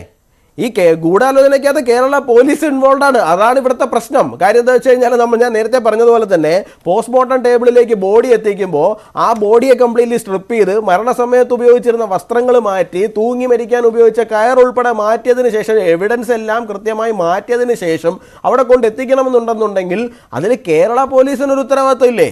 അപ്പോൾ ഗൂഢാലോചനയ്ക്കകത്ത് കേരള പോലീസും കൂടി ഇൻവോൾവ് ആയിരിക്കുന്നു എന്നുള്ള തന്നെയല്ലേ അതിനർത്ഥം. അപ്പോൾ പിന്നെ ഈ കേരള പോലീസ് തന്നെ ഇത് അന്വേഷിക്കുകയാണെന്നുണ്ടെങ്കിൽ എങ്ങനെയാണ് ഇത് ശരിയാവുക? ഒരു വിഷയത്തിൽ കക്ഷിയായിട്ടിരിക്കുന്ന ഒരാൾ, പ്രതിസ്ഥാനത്ത് നമ്മൾ സംശയിക്കേണ്ടുന്ന ഒരാൾ, ആ പ്രദേശത്തുള്ള പോലീസുകാർ ഉൾപ്പെടെയുള്ള ആൾക്കാരാണ്. അവർ തന്നെ ഈ കേസ് അന്വേഷിക്കുകയാണെന്നുണ്ടെങ്കിൽ എങ്ങനെയാണ് ഇത് ശരിയാവുക? ശരിയാണ്. ആകെ ദുരൂഹവും കുഴഞ്ഞു മറിഞ്ഞതുമാണ് ഡോക്ടർ ബി ജയരാജ്. ഇതിപ്പോൾ ഈ പരാതി ഉണ്ടല്ലോ, ഈ പെൺകുട്ടി കൊടുത്തതായി പറയപ്പെടുന്ന പരാതി, അതിനെ ചുറ്റിപ്പറ്റിയുള്ള ദുരൂഹതകൾ കൂടുകയാണ്. അതിൽ തന്നെ ഈ എന്തോ അഭിഷേകെന്നോ എങ്ങനെയാണ് ആ ഇന്റേണൽ കമ്മിറ്റിയിൽ ഉണ്ടായിരുന്ന ഒരു വിദ്യാർത്ഥിയുടെ പേരാണ്, അയാളിപ്പോൾ ജയിലിലാണ്. ഈ കുറ്റകൃത്യത്തിൽ ഈ സിദ്ധാർത്ഥനെ ഇല്ലാതാക്കിയവരിൽ ഒരു പ്രധാനിയാണ്. അത് SFIയുടെ ഒരു നേതാവാണ്, യൂണിറ്റ് സെക്രട്ടറി ആണെന്ന് തോന്നുന്നു, യൂണിറ്റ് സെക്രട്ടറി ആണെന്ന് തോന്നുന്നു. അപ്പോൾ ഇതെല്ലാം കറങ്ങി തിരിഞ്ഞു വരുന്നത് ഈ SFIയുടെ പങ്കാളിത്തത്തിലേക്കാണ്. ഞാൻ നേരത്തെ പറഞ്ഞ പോലെ മാപ്പ് പൊതുസമൂഹത്തോട് പോലും പറയണം അനുശ്രീ, SFIയുടെ സംസ്ഥാന പ്രസിഡന്റ്. അല്ലാതെ അവിടെ വീട്ടിൽ പോയി, വീട്ടുകാർ അങ്ങോട്ട് വരണ്ട എന്ന് പറഞ്ഞിരുന്നു, വീട്ടിൽ പോയി അവരുടെ മുന്നിൽ കുമ്പിട്ടിരുന്ന് ഇങ്ങനെ ഒരു മാപ്പ് പറഞ്ഞു, എന്നിട്ട് വെളിയിൽ വന്നിട്ട് ലേഖനം എഴുതുകയാണ്. മാപ്പ് പറഞ്ഞു എന്ന് വെച്ച് അത് കുറ്റസമ്മതമൊന്നും അല്ല കേട്ടോ എന്ന്. എന്താണ് ഈ പറയുന്നത്? SFI എന്താണ് ഉദ്ദേശിക്കുന്നത്? SFI വീമ്പ് പറയുന്നുണ്ടല്ലോ, ഞങ്ങളാണ് ഇവിടെ കലാലയങ്ങളിൽ റാഗിങ് ഇല്ലാതാക്കിയത് എന്ന്. ഇതിനകത്ത് നമ്മൾ പ്രാധാന്യത്തോടെ നോക്കേണ്ടുന്ന കാര്യം, ഇത് നമ്മൾ ശ്രീനാരായണ ഗുരു മുമ്പ് പറഞ്ഞിട്ടുണ്ട്, നമ്മൾ സമ്മേളനങ്ങൾ കൂടുന്നത് വാദിക്കാനും ജയിക്കാനും അല്ല, അറിയാനും അറിയിക്കാനാണെന്ന്. ഇങ്ങനെ ഒരു പ്രശ്നം ഉണ്ടാകുമ്പോൾ ആ പ്രശ്നത്തിന് പരിഹാരമാണ് നമ്മൾ നോക്കേണ്ടത്. അതായത് ഇവിടെ നടന്നുകൊണ്ടിരിക്കുന്ന 2-3 ദിവസമായിട്ട് നടന്നുകൊണ്ടിരിക്കുന്നത് അക്യൂസേഷൻസ് മാത്രമാണ്. ഈ അക്യൂസേഷൻസ് നമ്മളെ എങ്ങും കൊണ്ടെത്തിക്കത്തില്ല. ശരി, SFI എന്ന് പറഞ്ഞ വിദ്യാർത്ഥി സംഘടന കുറ്റക്കാരാണെന്ന് കണ്ടെത്തിയെന്ന് തന്നെ ഇരിക്കട്ടെ. SFI മാത്രമാണോ ഇത്തരം പ്രവർത്തികൾ ചെയ്യുന്നത്? അല്ല, താങ്കൾ പറഞ്ഞു അല്ലല്ല, ഈ കുറ്റപ്പെടുത്തരുത് എന്ന് പറഞ്ഞു. കുറ്റപ്പെടുത്തിയേ പറ്റുകയുള്ളൂ. അല്ല, കുറ്റപ്പെടുത്തിയാലും ഉച്ചത്തിൽ സംസാരിച്ചാലും മാത്രമേ നീതി കിട്ടുകയുള്ളൂ ഡോക്ടർ ബി ജയരാജ്. അല്ലെങ്കിൽ ആരും ഇക്കാര്യത്തിൽ മിണ്ടിയില്ലെങ്കിൽ പാവം സിദ്ധാർത്ഥന്റെ മാതാപിതാക്കൾ മാത്രം എവിടെയെങ്കിലും വാതിലുകൾ മുട്ടേണ്ടി വരും. ഒരന്വേഷണവും നടക്കില്ല. അതുകൊണ്ട് ഇത് ഉച്ചത്തിൽ സംസാരിച്ചുകൊണ്ടേയിരിക്കും, കുറ്റപ്പെടുത്തേണ്ട ആളുകളെ കുറ്റപ്പെടുത്തിക്കൊണ്ടേയിരിക്കും. പരിഹരിക്കാനുള്ള മാർഗങ്ങളെ കുറിച്ച് ആരായാൻ വേണ്ടിയിട്ടുള്ള ശ്രമങ്ങളാണ് നമ്മൾ തുടരേണ്ടത്. അതല്ലാതെ ഇത്തരം കാര്യങ്ങൾ കൊണ്ട് അത് വികാരത്തിന്റെ പുറത്ത് 1, 2, 3 ദിവസങ്ങളോ കൊണ്ട് അങ്ങനെ സംസാരിച്ചെന്നിരിക്കാം. അത് തുടർച്ചയായിട്ട് ഇത് അങ്ങനെ പറഞ്ഞിട്ട് കാര്യമൊന്നുമില്ല. കാരണം ഇത് എങ്ങനെ അവസാനിപ്പിക്കാം? ഇത് അവസാനിപ്പിക്കണമെങ്കിൽ പ്രധാനമായിട്ട് ചെയ്യേണ്ടുന്നത് സ്ഥിരമായിട്ട് ഒരു വാർഡൻ, കൃത്യമായിട്ടൊരു വാർഡൻ അവിടെ ഉണ്ടാവണം. അവിടെ CCTV ക്യാമറകൾ വെച്ചാൽ മാത്രം പോരാ, അത് കൃത്യമായിട്ട് വർക്ക് ചെയ്യുന്നു. CCTV ക്യാമറ വെക്കാൻ സമ്മതിക്കില്ല. 2 തവണയുടെ CCTV ക്യാമറകൾ വെക്കാനായിട്ട് ഫണ്ട് അനുവദിച്ചതാണ്. എടുത്തുകൊണ്ട് പോകാൻ പറഞ്ഞു SFIക്കാർ. ഇത് താങ്കൾ അറിയുന്നില്ലേ? SFIക്കാർ അവിടെ സമ്മതിക്കുമോ അവിടെ CCTV ക്യാമറ സ്ഥാപിക്കാൻ? നിയമിക്കണം. അല്ലെങ്കിൽ കോളേജിലെ വിഷയങ്ങൾക്ക് എല്ലാ കോളേജുകളിലും ഉള്ളതുപോലെ കുട്ടികൾക്ക് ഫ്രീ ആൻഡ് ഫെയർ ആയിട്ട് പോയി ഏത് ഇൻസ്റ്റിറ്റ്യൂഷനിലും എന്തെങ്കിലും ഒരു വിഷയം ഉണ്ടായിക്കഴിഞ്ഞാൽ അവിടെ ഇന്റേണൽ കമ്മിറ്റി, കംപ്ലൈന്റ് കമ്മിറ്റി ഉണ്ട്, ആന്റി റാഗിംഗ് സെല്ലുണ്ട്, മറ്റ് UGC നിഷ്കർഷിക്കുന്ന എല്ലാ സാധനങ്ങളും ഉണ്ടെങ്കിൽ ഇരിക്കട്ടെ, പല തലവന്മാരും ആ ഇൻസ്റ്റിറ്റ്യൂഷന്റെ പേര് ചീത്തയാവണ്ടെന്ന് കരുതി ഇത്തരത്തിലുള്ള കാര്യങ്ങൾ വരുമ്പോൾ അതിനെ ഹഷപ്പ് ചെയ്യുകയാണ് പതിവ്. അത് പതിവാണ്, സ്ഥിരമായിട്ട് കേരളത്തിലെ എല്ലാ കലാലയങ്ങളും നടക്കുന്നതാണ്. അതിവിടെ അവസാനിപ്പിക്കണം. കൃത്യമായിട്ട് കുട്ടികൾക്ക് പരാതികൾ ഉണ്ടെങ്കിൽ ആ പരാതികൾ കേൾക്കാനുള്ള, അവർക്ക് സ്പേസ് വേണ്ടേ, ടു എയർ ദെയർ ഗ്രീവൻസസ്, അവരുടെ വിഷമങ്ങൾ പറയാൻ ഒരു വേദി വേണ്ടേ, അത് പറയാൻ ഒരാൾ വേണ്ടേ. അതാണ് ഞാൻ പറഞ്ഞത്, കൃത്യമായിട്ട് ഒരു കൗൺസിലറോ ഒരു സൈക്കോളജിസ്റ്റോ എല്ലാ ക്യാമ്പസുകളിലും മസ്റ്റായിട്ട് വേണം. അതൊക്കെ ഉള്ളതല്ലേ, ക്യാമ്പസുകളിലൊക്കെ ഉള്ളതല്ലേ, ഇതൊക്കെ ഉള്ളതല്ലേ. ഇവിടെ ഈ ഹോസ്റ്റലിൽ ഒരു അലിഖിത നിയമമുണ്ട്. ഡോക്ടർ ബി ജയരാജ്, അവിടെ ഒരു അലിഖിത നിയമമുണ്ട്. അവിടെ എന്തെങ്കിലും കാര്യങ്ങൾ സംഭവിച്ചാൽ അവിടെ തന്നെ തല്ലി തീർക്കുക എന്നുള്ളത്, അത് SFIയുടെ അലിഖിത നിയമമാണ്. വെളിയിലേക്ക് പോകാൻ അവർ സമ്മതിക്കുകയില്ല. ഹോസ്റ്റൽ വാർഡൻ എന്നൊക്കെ പറയുന്നത് വെറും നോക്കുകുത്തിയാണ്. 3 ദിവസം അവിടെ ക്രൂരമർദ്ദനം നടന്നിട്ടും അറിയാത്ത ഹോസ്റ്റൽ വാർഡനെ എന്തിനല്ലോ. കേരളത്തിൽ തന്നെ നിലനിൽക്കുന്ന ഒരു സ്ഥലമല്ലേ, ഒരു ക്യാമ്പസ് അല്ലേ, ഇവിടെ റൂൾസ് ആൻഡ് റെഗുലേഷൻസ് ഇല്ലേ. അവിടെ ആരൊക്കെ എന്തൊക്കെ ബെൻഡ് ചെയ്താലും എത്രയൊക്കെ സത്യം മൂടിയേക്കാൻ ശ്രമിച്ചാലും അത് വെളിയിൽ വരും. അതിന് ഏത് ഹയർ ബോഡിയെ കൊണ്ട് അന്വേഷിക്കണമെന്നുണ്ടെങ്കിൽ ഇനി അന്വേഷിക്കണമെങ്കിൽ അന്വേഷിക്കണം. അന്വേഷിച്ചിട്ട് മുഴുവൻ പ്രതികളെ മാതൃകമായിട്ട് സൃഷ്ടിക്കണം. പകരം വെക്കാൻ ആർക്കും കഴിയില്ല. കാരണം ഒരു ചെറുപ്പക്കാരൻ മരിക്കുന്നതിന്, ഒരു ചെറുപ്പക്കാരനെ തല്ലിക്കൊല്ലുന്നതിന്, ഒരു ചെറുപ്പക്കാരന് റാഗിംഗ് എന്നോ മറ്റെന്തെങ്കിലും ആൾക്കൂട്ട വിചാരണ എന്നോ എന്ത് പറഞ്ഞിട്ട് അവനെ പ്രേരിപ്പിച്ച് ഇനി ആത്മഹത്യ ചെയ്തതാണെങ്കിൽ കൂടിയും അങ്ങനെ ചെയ്യുന്നതിന് യാതൊരു തരത്തിലും ന്യായീകരണം ഇല്ല. അത്തരത്തിലുള്ള ന്യായീകരിക്കാൻ വേണ്ടിയിട്ടല്ല ഞാനിവിടെ വന്നിരിക്കുന്നത്. ഇത്തരത്തിലുള്ള വിഷയങ്ങൾ ഇനിയുണ്ടാവാൻ പാടില്ല. അതിനെന്താണ്, ഞാൻ ഇടത് സഹയാത്രികൻ തന്നെയാണ്. ഇടതുപക്ഷത്തിന് എന്തെങ്കിലും കുറ്റമുണ്ടെങ്കിൽ അത് 2 കൈ ഉയർത്തി അംഗീകരിക്കാൻ ഞാൻ തയ്യാറാണ്. അതിനകത്തൊന്നും യാതൊരു സംശയം വേണ്ട.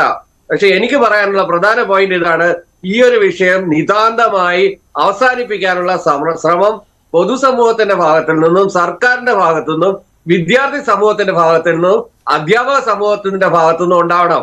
അതിനു പകരം 10ാം ക്ലാസ് എക്സാം നടക്കുന്ന ദിവസം അത് വിദ്യാഭ്യാസ ബന്ദ് പ്രഖ്യാപിച്ചുകൊണ്ടല്ല, അല്ലെങ്കിൽ ആരെങ്കിലും അക്യൂസ് ചെയ്തുകൊണ്ടല്ല ഈ വിഷയത്തിന് പരാതിക്ക് പരിഹാരം കാണേണ്ടത് എന്നതാണ് എനിക്ക് കൃത്യമായി പറയാനുള്ളത്. ശരി ജയരാജ്, പക്ഷേ ഇക്കാര്യത്തിൽ പരാതി പറഞ്ഞില്ലെങ്കിൽ, കുറ്റപ്പെടുത്തേണ്ടവരെ കുറ്റപ്പെടുത്തിയില്ലെങ്കിൽ ഇവിടെ ഒന്നും സംഭവിക്കില്ല, ഒരു അന്വേഷണവും ഇവിടെ നടക്കില്ല. അതുകൊണ്ട് കുറ്റപ്പെടുത്തിക്കൊണ്ടേയിരിക്കും. ശ്രീ ഷമാസ്.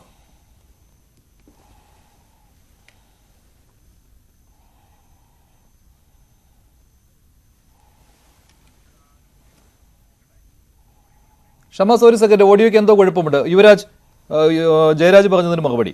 അല്ല, അദ്ദേഹത്തിന്റെ ആത്മാർത്ഥതയെ ഞാൻ സംശയിക്കുന്നൊന്നുമില്ല.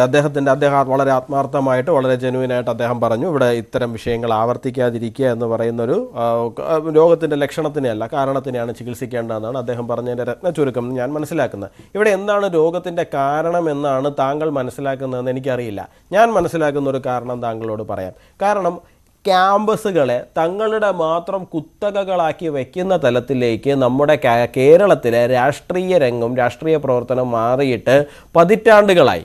ഞങ്ങളെല്ലാവരും വിദ്യാർത്ഥി പ്രസ്ഥാനങ്ങളിലൂടെ ഉയർന്നു വന്ന ആൾക്കാർ തന്നെയാണ്. ഞങ്ങളെല്ലാവരും തന്നെ ക്യാമ്പസുകളിലേക്ക്, ഫസ്റ്റ് ഇയർ ക്ലാസ്സുകളിലേക്ക് എത്തിച്ചെല്ലുന്ന സമയത്ത് ഞങ്ങളെ കാത്തിരുന്നത് ഭീഷണികളാണ്. നിങ്ങളിവിടെ ഇലക്ഷന് മത്സരിച്ച് കഴിഞ്ഞാൽ നിങ്ങൾ ഇതുവഴി വരുന്ന സമയത്ത് ഞങ്ങൾ റോഡിൽ ഇറക്കിയിട്ട് തല്ലും, ഞങ്ങൾ അങ്ങനെ ചെയ്യും, ഞങ്ങൾ ഇങ്ങനെ ചെയ്യും, ചെയ്ത ചരിത്രവും ഉണ്ടെന്നേ. ഇങ്ങനെ SFIയുടെ മാത്രം കുത്തകകളാക്കിയിട്ട് ഈ ക്യാമ്പസുകളെ വയ്ക്കുന്നിടത്തുനിന്നാണ് ആദ്യത്തെ പ്രശ്നം തുടങ്ങുന്നത്. പിന്നെ ആരാണ് അവിടെ ചോദ്യം ചെയ്യാൻ വേണ്ടിയിട്ട്? പ്രതിപക്ഷത്തിനൊരു സ്വരം ഉണ്ടാവണ്ടേ? അത് എവിടെയായിരുന്നാലും ശരി തന്നെയാണ്. അത് നിയമസഭയായിരുന്നാലും ശരി തന്നെയാണ്, പാർലമെന്റ് ആയിരുന്നാലും ശരി തന്നെയാണ്, ക്യാമ്പസുകളായിരുന്നാലും ശരി തന്നെയാണ്. ഈ ക്യാമ്പസുകൾക്കകത്ത് ഇങ്ങനെ പ്രവർത്തിച്ചു കൊണ്ടിരിക്കുന്ന കാലത്തോളം അവിടെ എത്ര വാർഡൻ ഉണ്ടായാൽ എന്താണെന്നേ. പിന്നെ പരാതി പറയുന്ന കാര്യത്തെക്കുറിച്ചിട്ട് താങ്കൾ പറഞ്ഞു, ആരോടാണ് പരാതി പറയേണ്ടത്? ഈ പറയുന്ന ഇടതുപക്ഷ യൂണിയനിൽപ്പെട്ട അധ്യാപകരോടാണോ പോയി പരാതി പറയേണ്ടത്? അവരോട് പരാതി പറഞ്ഞാൽ എന്താണ് സംഭവിക്കുക? ശ്രീ ജയരാജ് സാർ ഒരു കാര്യം മനസ്സിലാക്കണം. 150 പേരോളം അവിടെ കണ്ടുകൊണ്ട് നിന്നു ഈ വിദ്യാർത്ഥിയെ 3 ദിവസം അവിടെ ഇട്ട് ഭേദ്യം ചെയ്യുന്നത്. ഒരാൾക്ക് പോലും മനസാക്ഷി ഉണ്ടായില്ല നമുക്ക് വിശ്വസിക്കാൻ കഴിയില്ല. പോലീസിനെയോ അല്ലെങ്കിൽ മറ്റധികാരി അധികാരികളെ അറിയിക്കാൻ വേണ്ടിയിട്ട് അവർക്ക് മനസാക്ഷി ഇല്ലാതിരുന്നൊന്നുമല്ല, ഭയന്നിട്ടാണ് അറിയിക്കാതിരുന്നത്. ആരെ ഭയന്നു? SFI എന്തുകൊണ്ട് കുറ്റപ്പെടുത്തേണ്ടി വരുന്നു എന്ന് ചോദിച്ചു കഴിഞ്ഞാൽ അതാണ് കാരണം. ഭരണത്തിന്റെ ഉൾപ്പെടെയുള്ള തണലിലിരിക്കുന്ന ആൾക്കാർ ഈ പറയുന്ന പോലെ ഇപ്പൊ വയനാട് ജില്ലാ സെക്രട്ടറിയുടെ കൊലവിളിയും വെല്ലുവിളിയൊക്കെ നമ്മൾ കാണുന്നതാണല്ലോ. ഈ പോലീസ് സ്റ്റേഷനിൽ ഒരു കാര്യം അറിയിച്ചു എന്നിരിക്കട്ടെ, ഈ പോലീസ് ആദ്യം അറിയിക്കാൻ പോകുന്നത് ആരെയാണ്? ജില്ലാ സെക്രട്ടറിയാണ്. ജില്ലാ സെക്രട്ടറി പറയും അനങ്ങണ്ടെന്ന് പറയും. പരാതി ആരാണ് വിളിച്ച് പോലീസ് സ്റ്റേഷനിലേക്ക് പറഞ്ഞാന്ന് അന്വേഷിക്കും. ആ പരാതി പറഞ്ഞ വിദ്യാർത്ഥി ഈ സിദ്ധാർത്ഥിന്റെ ഗതി ആ വിദ്യാർത്ഥിക്ക് കൂടി വരും. അതുകൊണ്ട് ആരും മിണ്ടുന്നില്ല, അതുകൊണ്ട് ആരും ശബ്ദം ഉയർത്തുന്നില്ല, അതുകൊണ്ട് ആരും സംസാരിക്കുന്നില്ല. ഇതുകൊണ്ടാണ് ക്യാമ്പസുകളിൽ ഇത് ആവർത്തിക്കുന്ന സാഹചര്യം ഉണ്ടെന്നോ അല്ലെങ്കിൽ ക്യാമ്പസുകളിൽ ഇത് സംഭവിക്കുന്ന സാഹചര്യം ഉണ്ടെന്ന്. താങ്കൾ CCTV ക്യാമറയുടെ കാര്യം പറഞ്ഞു. ഞാൻ എൻ്റെ അറിവിൽ ഞാൻ എല്ലാവരും കേൾക്കാൻ വേണ്ടി പറയുന്നതാണ്. നിങ്ങൾ ആ എയർപോർട്ട് തിരുവനന്തപുരം എയർപോർട്ടിൽ നിന്ന് ഇറങ്ങിയിട്ട് ഇങ്ങോട്ട് സിറ്റിയിലേക്ക് യാത്ര ചെയ്ത് പറഞ്ഞു, തിരുവനന്തപുരം നഗരത്തിലേക്ക്. നിങ്ങൾക്ക് പേട്ട ജംഗ്ഷനിൽ വന്നാൽ, ചാക്ക ജംഗ്ഷനിൽ വന്നാൽ, ജനറൽ ഹോസ്പിറ്റൽ ജംഗ്ഷനിൽ വന്നാൽ എല്ലായിടത്തും CCTV ക്യാമറ ട്രാഫിക്കിന്റെ ഭാഗമായിട്ട് കാണാൻ കഴിയും. നിങ്ങൾ AKG സെന്ററിന്റെ മുമ്പിൽ എത്തുമ്പോൾ മാത്രം ആ ഒറ്റ ജംഗ്ഷനിൽ സിഗ്നലുള്ള ജംഗ്ഷനാണ്, അവിടെ മാത്രം ക്യാമറ ഇല്ല. പകരം AKG സെന്ററിന്റെ അകത്ത് അവരുടേതായ ഒരു CCTV ക്യാമറ ഇടയ്ക്ക് വെച്ച് മറ്റേ ഒരു ബോംബെറിഞ്ഞു എന്നൊക്കെ പറഞ്ഞൊരു വിഷയം ഉണ്ടായതിനു ശേഷം അവരുടേതായ എന്തോ ഒരു സംവിധാനം അവിടെ ഉണ്ട്. അല്ലാണ്ട് ട്രാഫിക്കിൻ്റെതായ ക്യാമറ ഇല്ല. അതുകൊണ്ടാണ് അന്ന് വിഷ്വൽസ് അല്ലാതെ കിട്ടാൻ മേടിക്കുന്നത്. അപ്പോൾ തങ്ങളുടേതായ സംവിധാനങ്ങളിൽ മുഴുവനും ഒരു സുതാര്യതയും ഉണ്ടാവരുത്, തങ്ങളുടെ മേഖലകളിൽ എന്താണ് നടക്കുന്നത് എന്നുള്ളതിനെ കുറിച്ചിട്ട് പുറത്തൊരു അറിവ് ഉണ്ടാകരുത് എന്നുള്ള തലത്തിലാണ് ഈ പറയുന്ന സംസ്ഥാന തലം മുതൽ ക്യാമ്പസുകൾ വരെ ഇടതുപക്ഷവും കമ്മ്യൂണിസ്റ്റ് പ്രസ്ഥാനങ്ങൾ ഇവിടെ പ്രവർത്തിച്ചുകൊണ്ടിരിക്കുന്നത്. അവിടെ CCTV ക്യാമറയുണ്ട്. ഈ പൂക്കോട് ക്യാമ്പസിൽ CCTV വെക്കുന്നതിന് വേണ്ടി ശ്രമിച്ചിരുന്നു, ഫണ്ട് അനുവദിച്ചിരുന്നു. പക്ഷേ അവിടെ SFI സമ്മതിച്ചില്ല വെക്കാൻ. സമ്മതിക്കില്ല. അതാണ് ഞാൻ പറഞ്ഞത്. ഇവിടെ ഇത് മുഴുവൻ ഇവരുടെ ഇടിമുറികളാക്കിയിട്ട്, ഇവരുടെ ഒരു ഗുണ്ടാ കേന്ദ്രങ്ങളാക്കിയിട്ട്. മഞ്ജുഷ, ഇത് നിങ്ങൾക്ക് ആർക്കും മനസ്സിലാവുമെന്ന് അറിയില്ല. തിരുവനന്തപുരം നഗരത്തിൽ പറയുന്ന പോലെ പ്രവർത്തിച്ചു വന്ന AVP എന്ന് വന്ന് നമ്മളെപ്പോലുള്ളവർക്ക് അറിയാം. ഇത് പണ്ട് തൊട്ട് നമ്മൾ ഫസ്റ്റ് ഇയർ ഒരു ക്യാമ്പസിൽ പഠിക്കാൻ പോകുമ്പോൾ നമ്മളെ ഭീഷണിപ്പെടുത്തുന്നതാണ്. ഇവിടെ സ്റ്റുഡൻറ് സെന്റർ എന്ന് പറയുന്ന ഒരു സംഗതിയുണ്ട്, അതിൻ്റെ അകത്ത് പിടിച്ചിട്ട് 2-3 ദിവസം അവരകത്തിട്ട് ഇടിക്കും, അതിനുശേഷം പുറത്തു വിടുള്ളൂ. ഫസ്റ്റ് ഇയറിൽ ഏതെങ്കിലും ഒരു വിദ്യാർത്ഥി മറ്റൊരു രാഷ്ട്രീയ പാർട്ടിയിൽ നിന്ന് നോമിനേഷൻ കൊടുത്തു കഴിഞ്ഞാൽ ആ വിദ്യാർത്ഥിയോട് പറഞ്ഞ് ഭീഷണിപ്പെടുത്താൻ വേണ്ടിയിട്ട് SFIയിലെ മുതിർന്ന അന്നത്തെ ചേട്ടന്മാർ വരുന്നതാണ്. ഇതൊക്കെ പറഞ്ഞിട്ടാണ് ഭീഷണിപ്പെടുന്നത്. ഈ ഒരു തലത്തിൽ മാത്രമാണ് ക്യാമ്പസുകൾ മുതൽ ഞാൻ നേരത്തെ പറഞ്ഞതുപോലെ AKG സെന്റർ വരെ പ്രവർത്തിച്ചുകൊണ്ടിരിക്കുന്നത്. അപ്പോൾ ഇങ്ങനെ ഒരു ഇതൊരു സംസ്കാരമാണ്. ആ സംസ്കാരം അതൊരു കമ്മ്യൂണിസ്റ്റ് സംസ്കാരമാണെന്ന് നമുക്ക് പറയേണ്ടി വരുന്നതാണ്. ഇതാണ് കമ്മ്യൂണിസ്റ്റ് സംസ്കാരം എന്നുള്ള കാര്യം. അതുകൊണ്ട് ഇവിടെ ജയരാജൻ സാർ ആത്മാർത്ഥമായിട്ടാണ് പറഞ്ഞത്. ഈ വിഷയത്തിന്റെ യഥാർത്ഥ കാരണത്തിനെയാണ് നമ്മൾ ചികിത്സിക്കേണ്ടി വരുന്നതെന്ന് പറഞ്ഞു കഴിഞ്ഞാൽ ആ കാരണം ഈ മനസ്ഥിതിയാണ്, മറ്റൊന്നുമല്ല. ശരി ജയരാജ്, അങ്ങനെ ഒരു ചികിത്സ സാധ്യമാകുമോ ഇവിടെ? അതിന് ഈ വിദ്യാർത്ഥി സംഘടന തന്നെ ശ്രമിക്കണം. അവർ പക്ഷേ അതിന് സന്നദ്ധമാകുമോ എനിക്കറിയില്ല കേട്ടോ. അങ്ങനെ ചെയ്യാൻ ഒരു സാധ്യതയും കാണുന്നില്ല. പേരെനിക്ക് കാണാൻ പറ്റിയില്ല, അത് കാരണം എനിക്ക് അദ്ദേഹത്തിന്റെ പേരറിയില്ല. യുവരാജ് ഗോകുൽ, BJPയുടെ സംസ്ഥാന വക്താക്കൾ. ഒരു കാരണം എന്ന് പറഞ്ഞു കഴിഞ്ഞാൽ ഒരു ക്യാമ്പസ് പോലും പ്രതിപക്ഷരഹിതമായിട്ട്, അതായത് മോണോപ്പൊളൈസ് ചെയ്യാൻ പാടില്ല, പ്രതിപക്ഷം ഉണ്ടാവണം. ഏതെങ്കിലും ക്യാമ്പസ് മോണോപ്പൊളൈസ് ചെയ്തു കഴിഞ്ഞാൽ ഇത്തരത്തിലുള്ള അനുഭവങ്ങൾ ഉണ്ടാവുമെന്ന് കാലാകാലങ്ങളായി തെളിയിച്ചുകൊണ്ടിരിക്കുന്ന കാര്യമാണ്. അതുകൊണ്ട് വിദ്യാർത്ഥി ഐക്യം എന്നുള്ള പേരിലാണെങ്കിലും, വിദ്യാർത്ഥി ഐക്യം എന്ന് പറഞ്ഞിട്ട് മോണോപ്പൊളൈസ് ചെയ്യുന്നതിന്റെ ഒരു ഭാഗമായിട്ടാണ് വിദ്യാർത്ഥി ഐക്യം പറയുന്നത്. അല്ലെങ്കിൽ ഒരു പ്രത്യേക വിദ്യാർത്ഥി സംഘടനയ്ക്ക് മാത്രമാണ് ജയിക്കാൻ പറ്റുന്നത്, അല്ലെ വേറെ ആർക്കും നോമിനേഷൻ കൊടുക്കാൻ പറ്റുന്നില്ല എന്നൊക്കെ പറയുന്നത് ഏകാധിപത്യ പ്രവണതയാണ്. അത് ഒരു ജനാധിപത്യ വ്യവസ്ഥിതിയിൽ ഇതൊന്നും ഭൂഷണമല്ല. അത്തരത്തിലുള്ള മോണോപ്പൊളൈസ് ചെയ്യുന്ന ക്യാമ്പസ് എന്തെങ്കിലും ഉണ്ടെങ്കിൽ അതിന് വേണ്ടുന്ന അധികാരികള് അല്ലെങ്കിൽ ആ കോളേജിന്റെ അല്ലെങ്കിൽ ആ ക്യാമ്പസിന്റെ ഉത്തരവാദിത്തപ്പെട്ട അധികൃതർ ഇടപെട്ടിട്ട് കൃത്യമായിട്ടുള്ള നടപടികൾ അതിനെതിരെ ഉണ്ടാവണം. എല്ലാ ആളുകൾക്കും സ്വതന്ത്രമായി മത്സരിക്കാനും സ്വതന്ത്രമായി രാഷ്ട്രീയ പ്രവർത്തനം നടത്താനും ഉള്ള ഒരു സ്വാതന്ത്ര്യം എല്ലാ ക്യാമ്പസുകളും നൽകണം.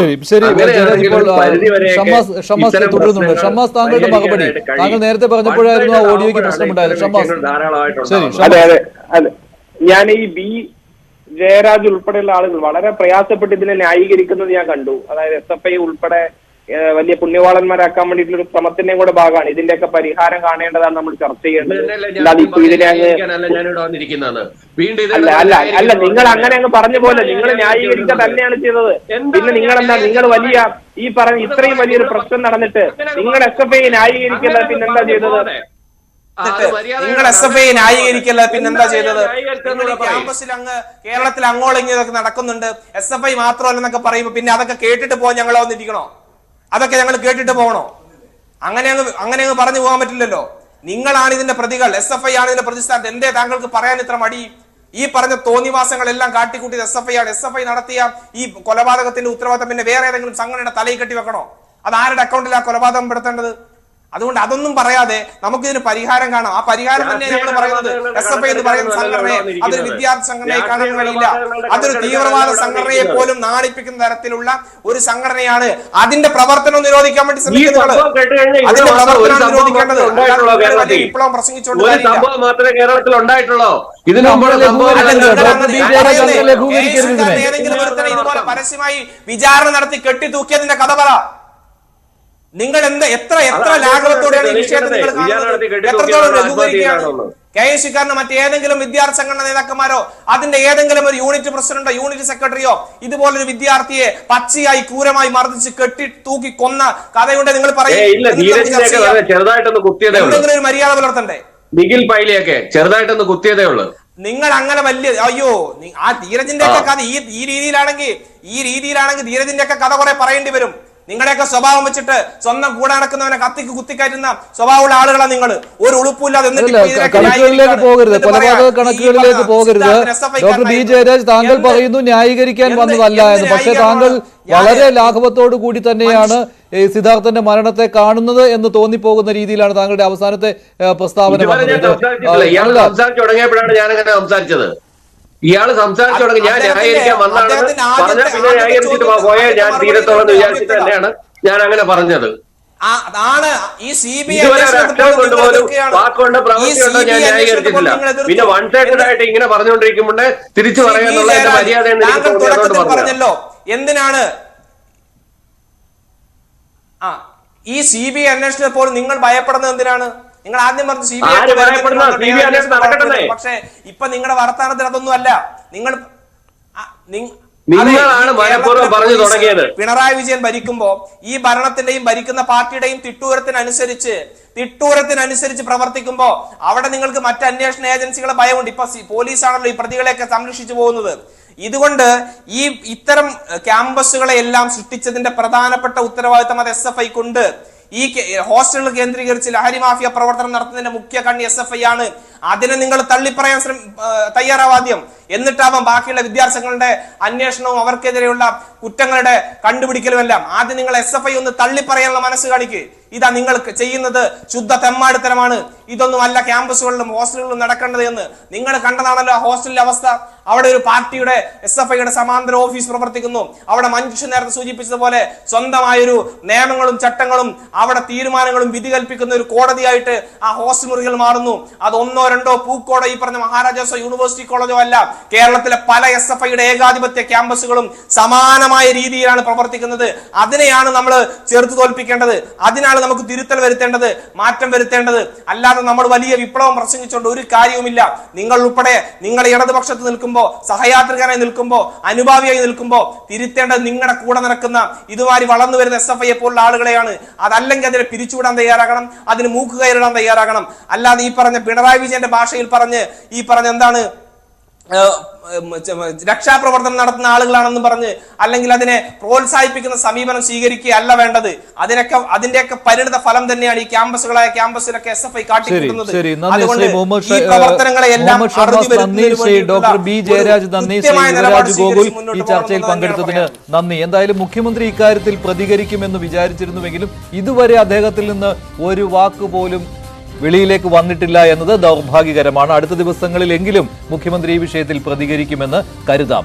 പോയിന്റ് ഡിബേറ്റ് അവസാനിക്കുകയാണ്. ഇന്നത്തെ പോയിന്റ് ഡിബേറ്റിലെ ചോദ്യം ഇതായിരുന്നു: സിദ്ധാർത്ഥന്റെ മരണം CBI അന്വേഷണം വേണ്ടേ? CBI അന്വേഷണം വേണമെന്ന് 94% പ്രേക്ഷകർ, വേണ്ട എന്ന 5% മാത്രം.